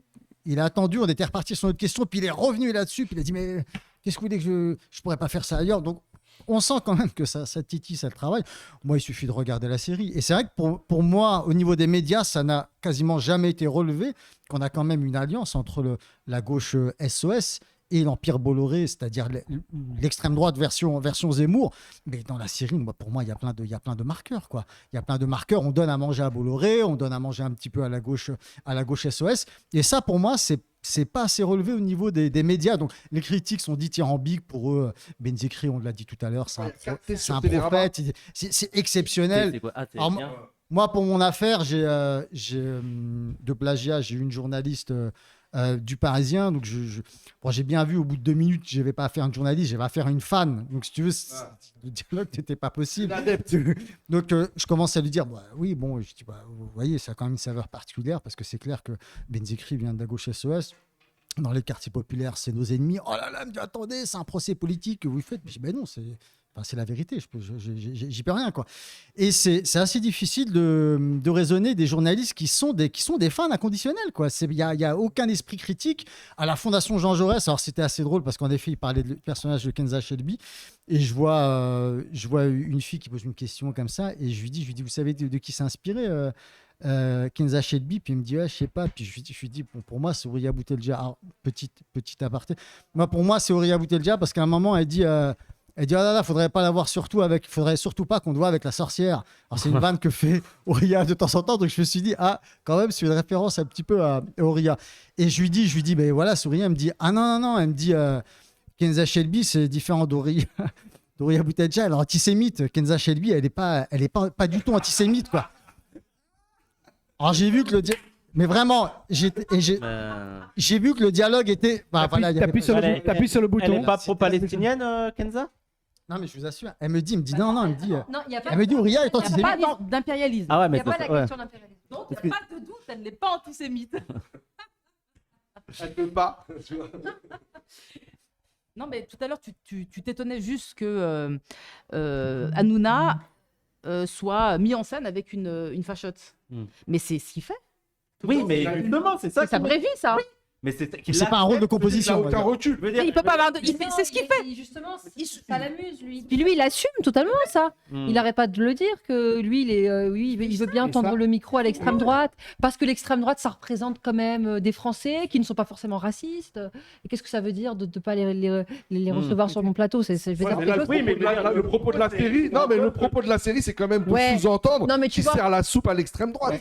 Oui, mais c'est ça, Ça- c'est ce Ça cynisme-là. me fait qui est- penser à un truc que Gilles Deleuze a dit. À savoir, une société met toujours en Ce scène. bon vieux Gilou. Ouais, mais une société met toujours en scène, de manière totalement transparente et cynique, le pire d'elle-même, sans aucun complexe. Il n'y a rien à rechercher derrière les coulisses. Tout est là. Et plus c'est dégueulasse, et plus il le montre volontiers.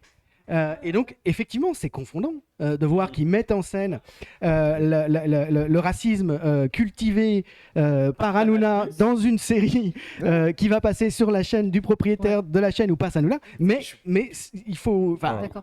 Au bout du bout, tu l'assumes. Mais juste pour faire le pont entre les deux, c'est que l'épisode qu'évoquait Abdelkrim, c'est exactement ça. C'est-à-dire qu'il dit ouais, je me fais du pognon avec cette série. Et alors? Voilà, c'est-à-dire que c'est son argument ultime, c'est de dire de toute façon, il fallait bien que je fasse cette série et que je prenne du pognon. Donc si c'est Bolloré, c'est Bolloré.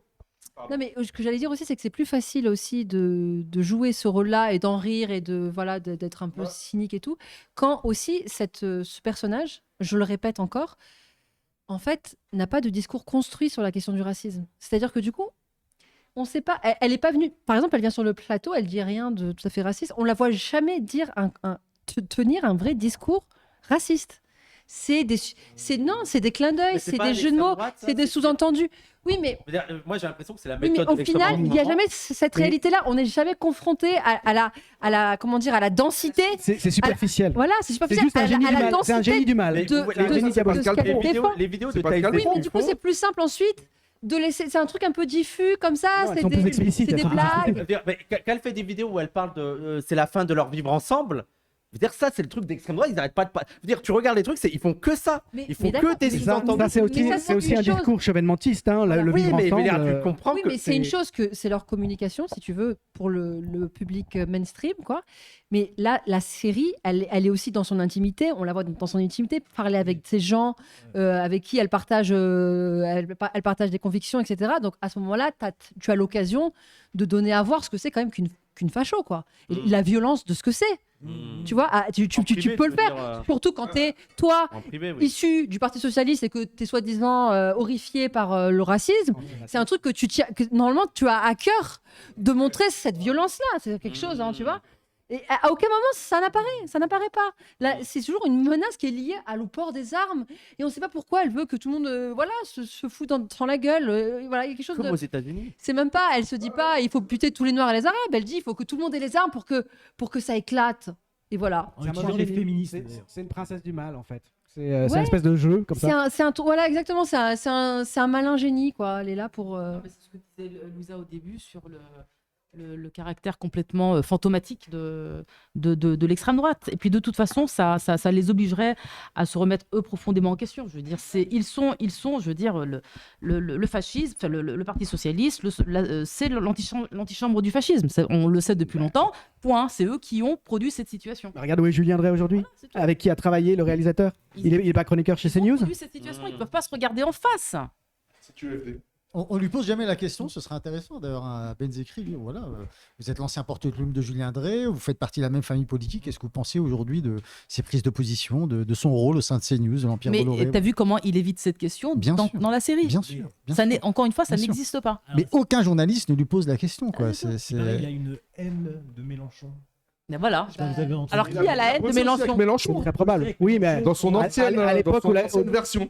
Au début des années 2000, au temps de la gauche socialiste, quand il y avait encore le malentendu, il y a une partie de la gauche socialiste qui était vraiment de gauche et qui a fini par partir en 2008 avec Mélenchon. Puis il y en a une autre partie qui était vraiment manipulatrice et qui a fini avec Julien Drey aujourd'hui. Lors de la conférence ou au printemps républicain, c'est-à-dire là encore, c'est la lepénisation du socialisme français. Sur France Inter, il dit que Mélenchon est l'homme politique qui pour lui représente la démagogie.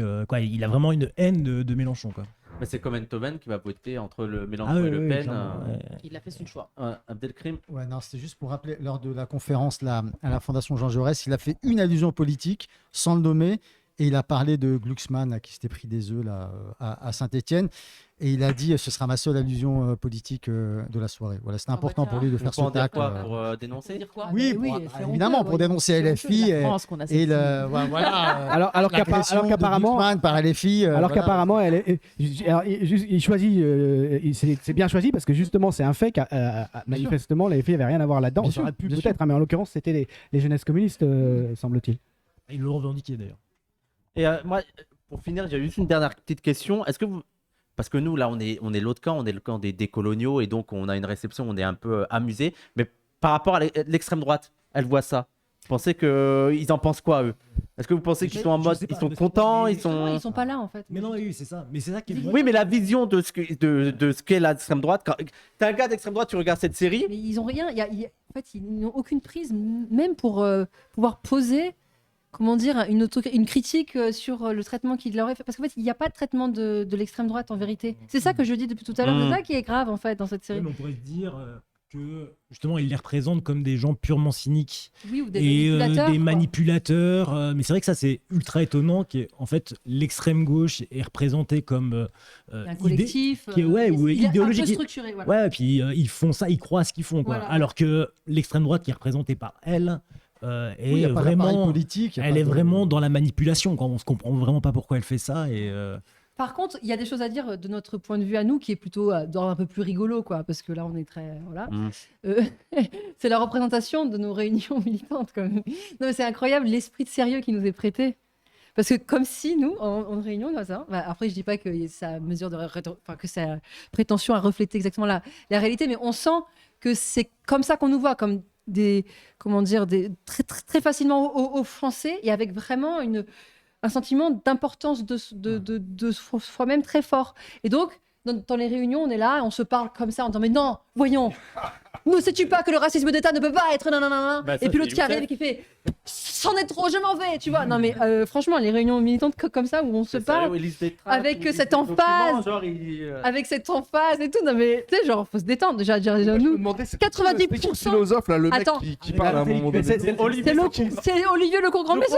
Il a la même tête. Il a la même C'est Olivier Lecourt Grand Je me suis Maison. dit, c'était peut-être Lordon, mais c'était vraiment Non, perso. pas du tout. Alors, Alors, pas du non, il a jamais effrayé. Alors moi, je vraiment, trouvais Rico. que c'était plus la gannerie. Non, c'est Olivier Non, c'est Olivier Lecourt Grand Maison. Même Même tu le vois dans le style Grand Maison, quoi. Avec, tu sais, comme ça, les mains. Sur les prises de parole. Alors, t'es très loin du micro, mais... Pardon. Bon, en tout cas, non, je pense que c'est un peu de tout. Bon, je sais pas.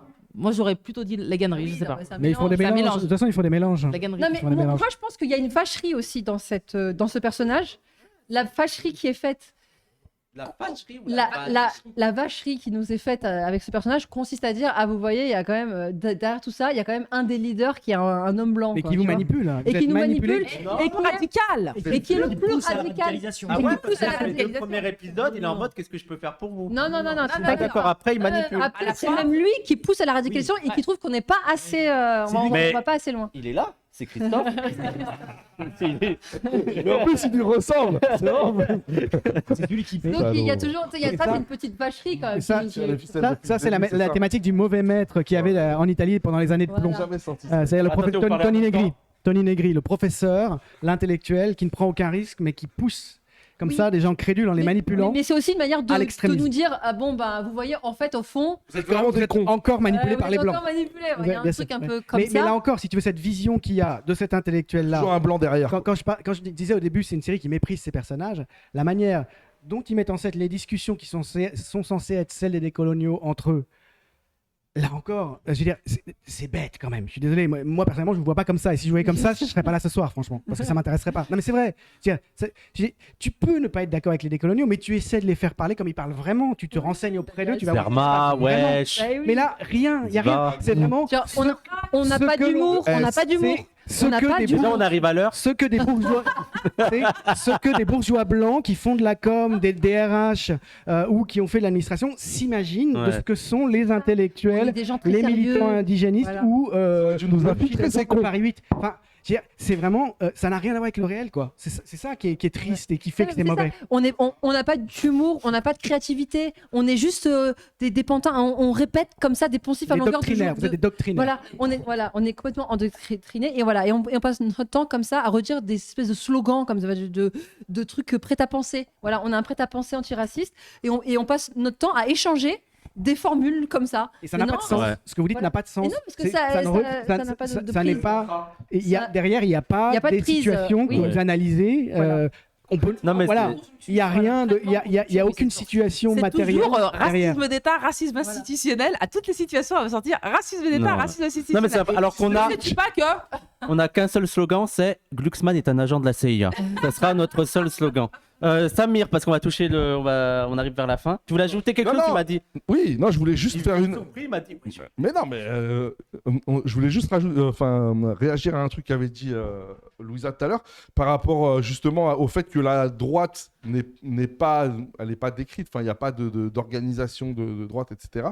Et que par contre, l'organisation d'extrême gauche, elle, est décrite. On voit les interactions et tout. Et je me disais, peut-être que l'intention, c'est en fait que cette série, l'objectif, c'est de régler les questions internes à la gauche. C'est-à-dire que c'est de pas trop faire entrer l'extrême droite, justement, dans cette discussion et vraiment d'essayer de résoudre. C'est l'ambition de Benzekri. Hein.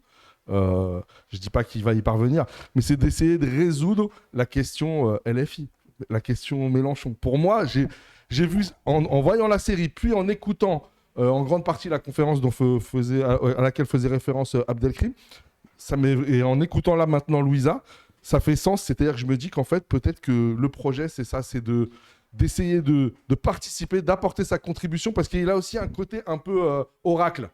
Comment il s'appelle, Benzekri, en mode, regardez, Baron Noir, j'avais annoncé... Oui, il veut prédire. Voilà. Oui, Et là, moi, je vous prédis la guerre civile et vous verrez. Le gars, il se Et prend un d'ailleurs, peu pour... c'est une fonction prophétique. C'est une fonction Dernier tour. prophétique, biblique. Hein. Ouais. Et d'ailleurs, il y a certaines. Mais quand tu l'écoutes, il est un peu flippant. Il se prend un peu pour un gourou. Moi, je trouve qu'il se prend un peu pour un gourou. C'est une des raisons pour lesquelles la personnage principale, la médiatrice, est juive. Hein. Il y a aussi cette fonction prophétique. Et c'est pour ça qu'elle est malade aussi. Hein. Comme sont malades les prophètes, comme Jérémie, qui prédit des choses terribles. Et nécessairement, ces prophètes-là sont malades. Mais moi, je pense qu'effectivement, derrière, l'une des idées, c'est de discréditer d'avance comme totalement irresponsable et purement électoraliste une formation politique qui endosse le discours antiraciste politique. Puisque la série met en scène finalement des positions identitaires qui n'ont aucune autre raison d'être que le narcissisme à la fois individuel et communautaire. Hein, nous, on est comme on est, voilà, et on veut que les autres nous laissent la place, en gros. Hein, c'est ça. Derrière, il n'y a rien, il n'y a pas d'histoire, il n'y a pas de rapport de force aujourd'hui, il n'y a pas de passé. À partir du moment où le danger, c'est la guerre civile, précisément, ce que la série ne cesse de répéter, et que la seule chose à faire, c'est d'essayer de l'éviter, il est évident qu'un parti politique qui endossera un certain nombre de combats qui sont de ce côté-là sera nécessairement irresponsable, incendiaire et à éliminer. Et de facto ennemi. Et c'est l'idée qu'ils ont tous évidemment de Mélenchon, puisque on ne déteste jamais rien tant que les gens qui nous rappellent en permanence à quel point nous on a trahi. Hein, Mélenchon au départ il appartenait à la gauche socialiste comme eux, mais sauf que lui, manifestement, il prenait la notion de gauche au sérieux. C'est-à-dire la question sociale et la question du racisme politique au sérieux. Eux, aujourd'hui, ils sont soit chroniqueurs chez CNews, soit ils font des séries à la truelle, lourdement démonstratives et chevènementistes pour Bolloré. Hein, et évidemment, ils ont la haine de voir que tout le monde n'est pas devenu ce qu'ils sont devenus. Ils ont la haine. Et c'est pour ça que ça se termine entre une alliance entre Kenza et la communicante, je ne sais plus comment elle s'appelle, Samuel. Oui, parce que finalement, il y a un rapprochement possible, mais l'idée, c'est d'acheter les indigènes. C'est-à-dire qu'en fait, qu'ils se détachent de Mélenchon. C'est-à-dire qu'en fait, voilà, vite, répondant à leurs revendications. On va leur donner quelques miettes, etc. Mais là, l'idée, c'est de les désamorcer. C'est Harlem Désir, en fait, voilà. avec Kenza. Elle finit en Harlem Désir. La radicalisation des indigènes. Elle va finir candidate du PS ou d'Europe Écologie Les Verts. Mais là, leur préconisation, c'est de dire quand même, voilà, il y a quand même l'indigénat s'est mobilisé pour Mélenchon, donc pour la gauche racialiste. Là, il faut concurrencer Mélenchon à partir des indigènes. Et donc, il y a des boîtes de com qui t'ont sollicité, non? Un dernier mot. Quel est ton prix? Moi, juste. Quel est notre prix? C'est ça la Quel est notre prix pour être acheté? Un dernier mot autour de la table. Moi, juste. Non, mais parce que par rapport, juste pour terminer ce que je disais, c'est encore une connerie. Non, mais parce que c'est juste pour dire, pour ceux qui s'intéresseraient à comment se déroule véritablement une réunion de militants décoloniaux. Oui. En fait, c'est 90% d'attente de Youssef. De conneries, déjà d'attente de gens qui sont en retard. de bitchage, de gossip, De bouffe, de de bouffe. conneries, de bouffe. Voilà, et peut-être elle est 5% où les questions vraiment De de propos très problématiques. d'idéologie ou de stratégie. Non mais ce serait ça. Non mais ça serait beau à voir en fait. Enfin, je veux dire, ça serait un vrai travail pour le coup, et puis un travail de confiance aussi. Mais il y a des gens qui ont des- Romain, Plus rien à dire. Abdelkrim, d'ailleurs, je rappelle pour le livre, mais je pense qu'il y a l'image, le petit sultan. Oui, C'est mieux que la série. Il y a quelqu'un parmi les gens qui intervenaient qui disait pourquoi est-ce que vous faites pas votre contre-série? Bah, donnez-nous de Inch'Allah, l'argent. Inch'Allah, ouais, ça va arriver. Donnez-nous de un l'argent. crowdfunding. Un crowdfunding. Au lieu de donner à la Lançons un table froide. Et on ne crowdfunding. dit pas encore, mais. Ouais. T'inquiète. Il y a Mais des trucs, c'est pas- il y a des c'est pas trucs une dans les série, l'affaire. tuyaux, dans les C'est pas une tuyaux. série. Il faut des producteurs. Il faut des producteurs. Mais de toute façon, il y a T'inquiète juste à regarder aussi. des émissions de la perme pour voir que c'est bien loin de tous les clichés qu'ils en ont, quoi. Non, juste pour confirmer ce que disait Samir tout à l'heure, je pense que Segri et Benzekri il parle au sien, quoi. Il parle à sa famille politique avec cette série, parce qu'en dehors des socialistes ou des macronistes, appelons ça comme on veut, en effet, je pense que des gens, des militants nationalistes, non, ça ne les intéresse pas du tout. Je parle même pas évidemment de LFI et d'autres. Donc, en effet, tout à l'heure, je l'ai dit en parlant avec un ancien socialiste qui me disait pour eux, ça constitue une étape pour 2027. Et c'est une manière aussi pour eux peut-être de résoudre certains problèmes, de se mettre d'accord aussi, notamment par rapport sur certains thèmes comme la sécurité, le nationalisme, etc. Quoi. Auria, Romain. Ouais. Non, moi j'aimerais bien savoir vraiment si cette série est vraiment un phénomène populaire, quoi. Ouais. Parce que c'est quand même assez incroyable la couverture médiatique qu'elle a eue. Ouais. Elle a eu, et moi j'ai regardé un Série pour peu. journalistes. vraiment. Oui, voilà, c'est Oui, vraiment une c'est ça, série c'est ça, qui s'adresse à un milieu C'est ça. qui est un phénomène médiatique parce que tu vois un livre là-dessus, le Premier ministre, l'ex-Premier ministre en parle, mais est-ce que vraiment elle est regardée de façon, tu vois, comme on peut dire, La série est un outil de com en soi, en fait. ouais, ou C'est tu pas sais, une série populaire. non, Bienvenue chez les Ch'tis ou Intouchables, non, c'est des non, films qui ont c'est ça. cartonné, tu Non, vois, mais mais ça, les fait chier, les... Non. Non. ou Plus belle la vie, C'est tu vois, c'est un possible, truc qui a vraiment été. Mais les guerres civiles, il y a le film américain qui fait mieux. Honnêtement, vous en entendez parler dans vos cercles privés? Non. Non. Ouais, ouais. Auria, t'avais une dernière chose à dire? Non. Julien? Non. Pas vraiment. Et toi? Disons, voilà, il me semble que ce qui est absent dans cette série, c'est la politique, Ouais. en un sens. Et le foot?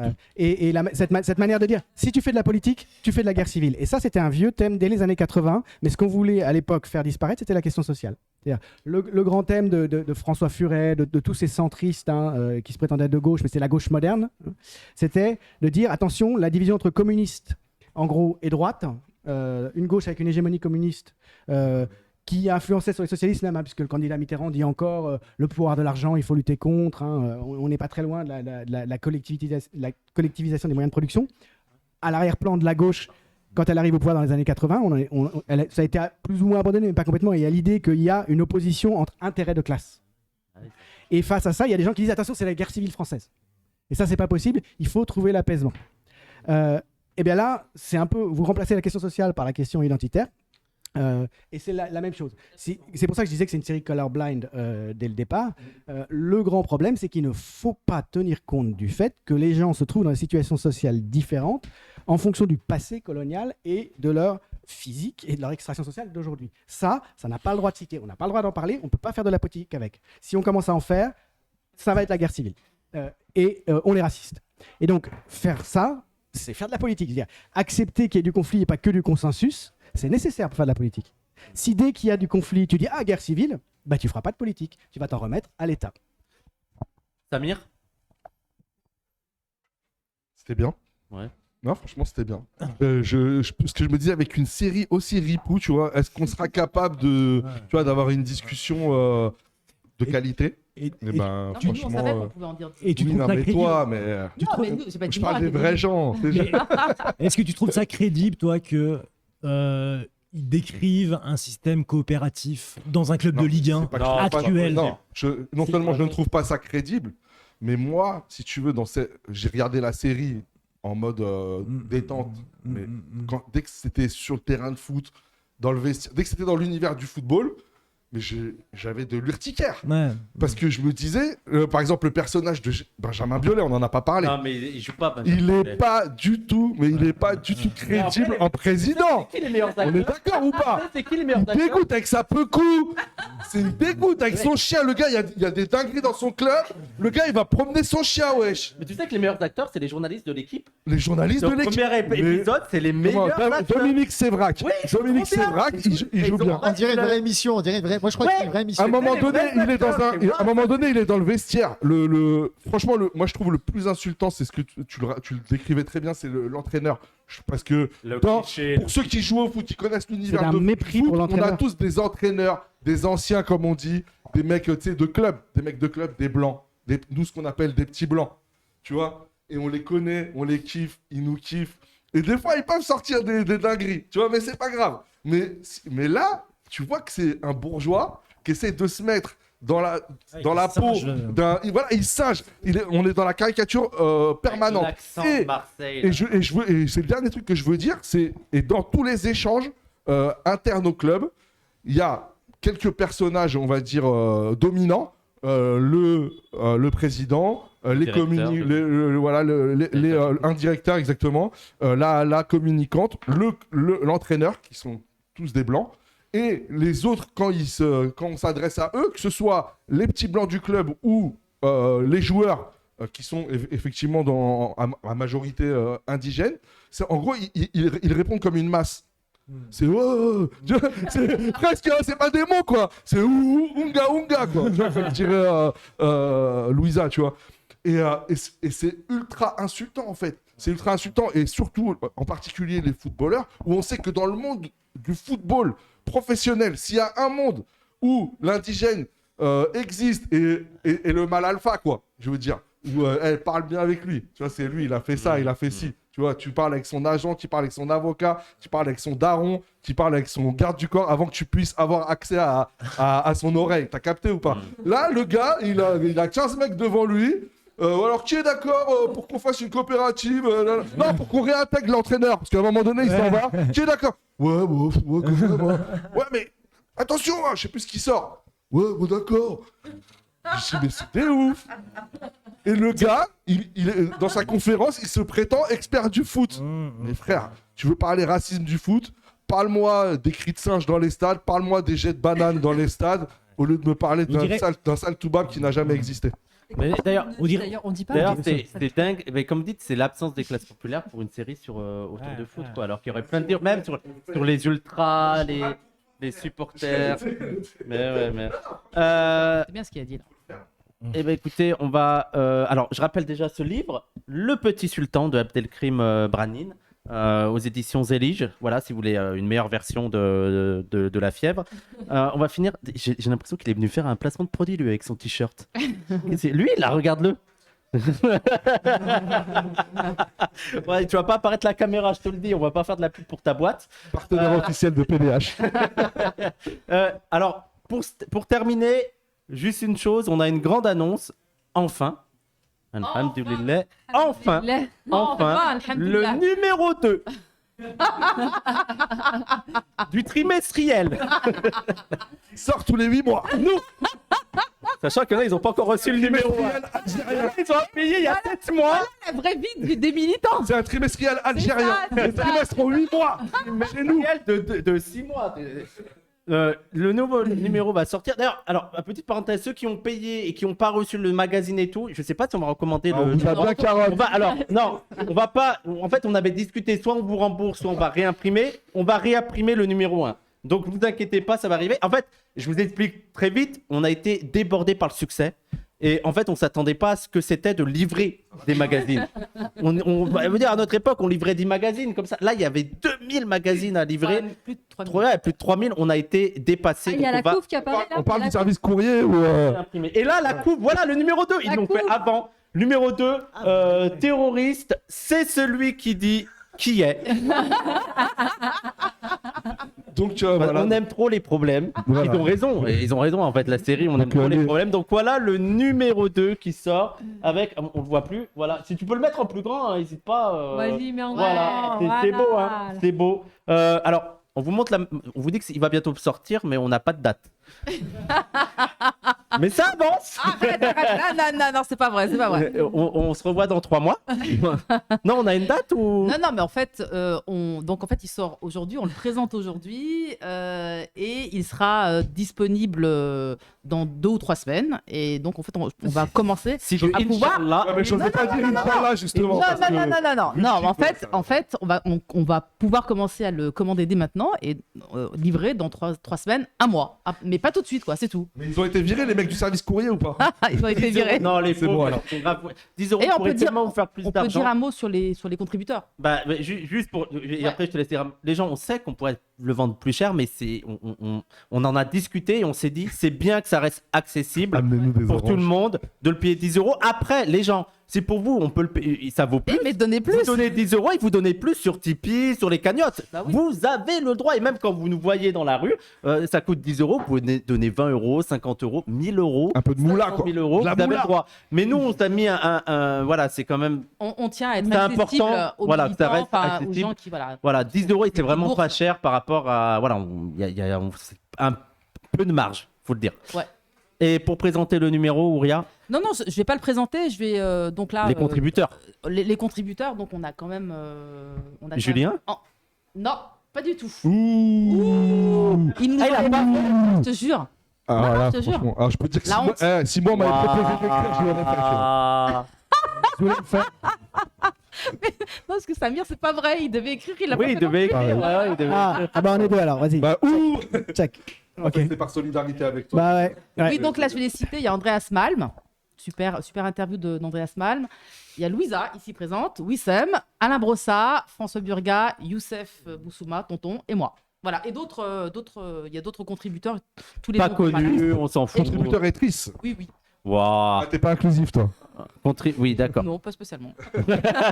Donc, tu Donc, n'es voilà. pas Kenza Shelby. Donc, d'ici 2-3 semaines, si Dieu veut, vous pourrez commander ce magazine. On va aussi, la prochaine fois, en manif et tout, on le vendra et Ouais. pour les événements et on réimprimera aussi un mois et demi. Et est-ce que nous, les gens de PDH, on aura un numéro gratuit? Non. Je tiens à préciser d'ailleurs, les gens que nous-mêmes, on doit l'acheter le numéro 1. Parce qu'il y a des gens qui m'ont dit, ah, vous me l'offrez pas. Tu sais, il y a Daniel Rast, ils l'ont pas acheté. Je sais pas s'ils l'ont acheté. Et si, ils l'ont acheté. Je m'en Ah, souviens. c'est bon, ils l'ont Et acheté. je leur ai Que dit- quelqu'un l'achète et leur On offre. leur a dit. Non, ça, c'est autre chose. Voilà. Ah ouais. Nous, on leur a dit, même nous, on l'achète. Voilà, même nous, on l'achète. Eux, en plus, avec tout l'oseille qu'ils font, ils peuvent payer Comptez plus cher. 30 jours. Mehdi dit comptez 30 jours. De toute façon, on vous tiendra au jus quand on aura le magazine en main. Et voilà. Et une dernière nouvelle, c'est peut-être, Fait 30 jours. si Dieu veut encore, et j'ai envie de dire heureusement parce qu'il fait ultra chaud, c'est peut-être la dernière émission dans ces studios. Ouais. Voilà, on va bientôt déménager. Vous verrez la semaine prochaine. Mais en tout cas, merci à ceux qui nous ont accueillis. Merci à ceux qui nous ont Franchement, accueillis. Merci c'est la aussi classe, à hein. l'équipe technique. C'était un Ouais. peu loin de venir jusqu'ici. À part On verra Omar. pas où on est, mais c'était un peu compliqué. Donc, ça sera la dernière. Comment? Oui, si je dis l'adresse. Ah, je coupe ton micro. Donc, vous verrez où on sera à partir de la semaine prochaine, si Dieu veut. Que des bonnes nouvelles. Voilà. Est-ce qu'il y a un truc cette semaine? Je ne sais pas s'il y a un événement. Mercredi, rassemblement pour la Palestine. Mercredi, rassemblement République. pour la Palestine à République. Peut-être qu'on République. fera un truc. Toi, tu n'es pas disponible le mercredi. Mais peut-être qu'il y aura. Nous, il y a de plus en plus. D'ailleurs, je pense qu'il faut aussi applaudir Yazid, hein, qui est là à chaque fois. Voilà, qui est là à chaque fois sur les manifs et tout. Voilà, qui fait un taf de malade. Faut bien applaudir parce que c'est son salaire. Et merci à toute l'équipe technique, merci à tous les caméramans, merci. Sauf Christophe. Sauf Christophe, bien sûr, mais c'est notre tête pensante, on n'oublie pas. Il est blanc, quoi. Voilà. Et il est blanc. Ouais. Tout bab. Rassure-toi, tout. Sale Toubab. Merci à tous et à très vite. Et Free Palestine. Et Free Palestine. Salut tout le monde, salut.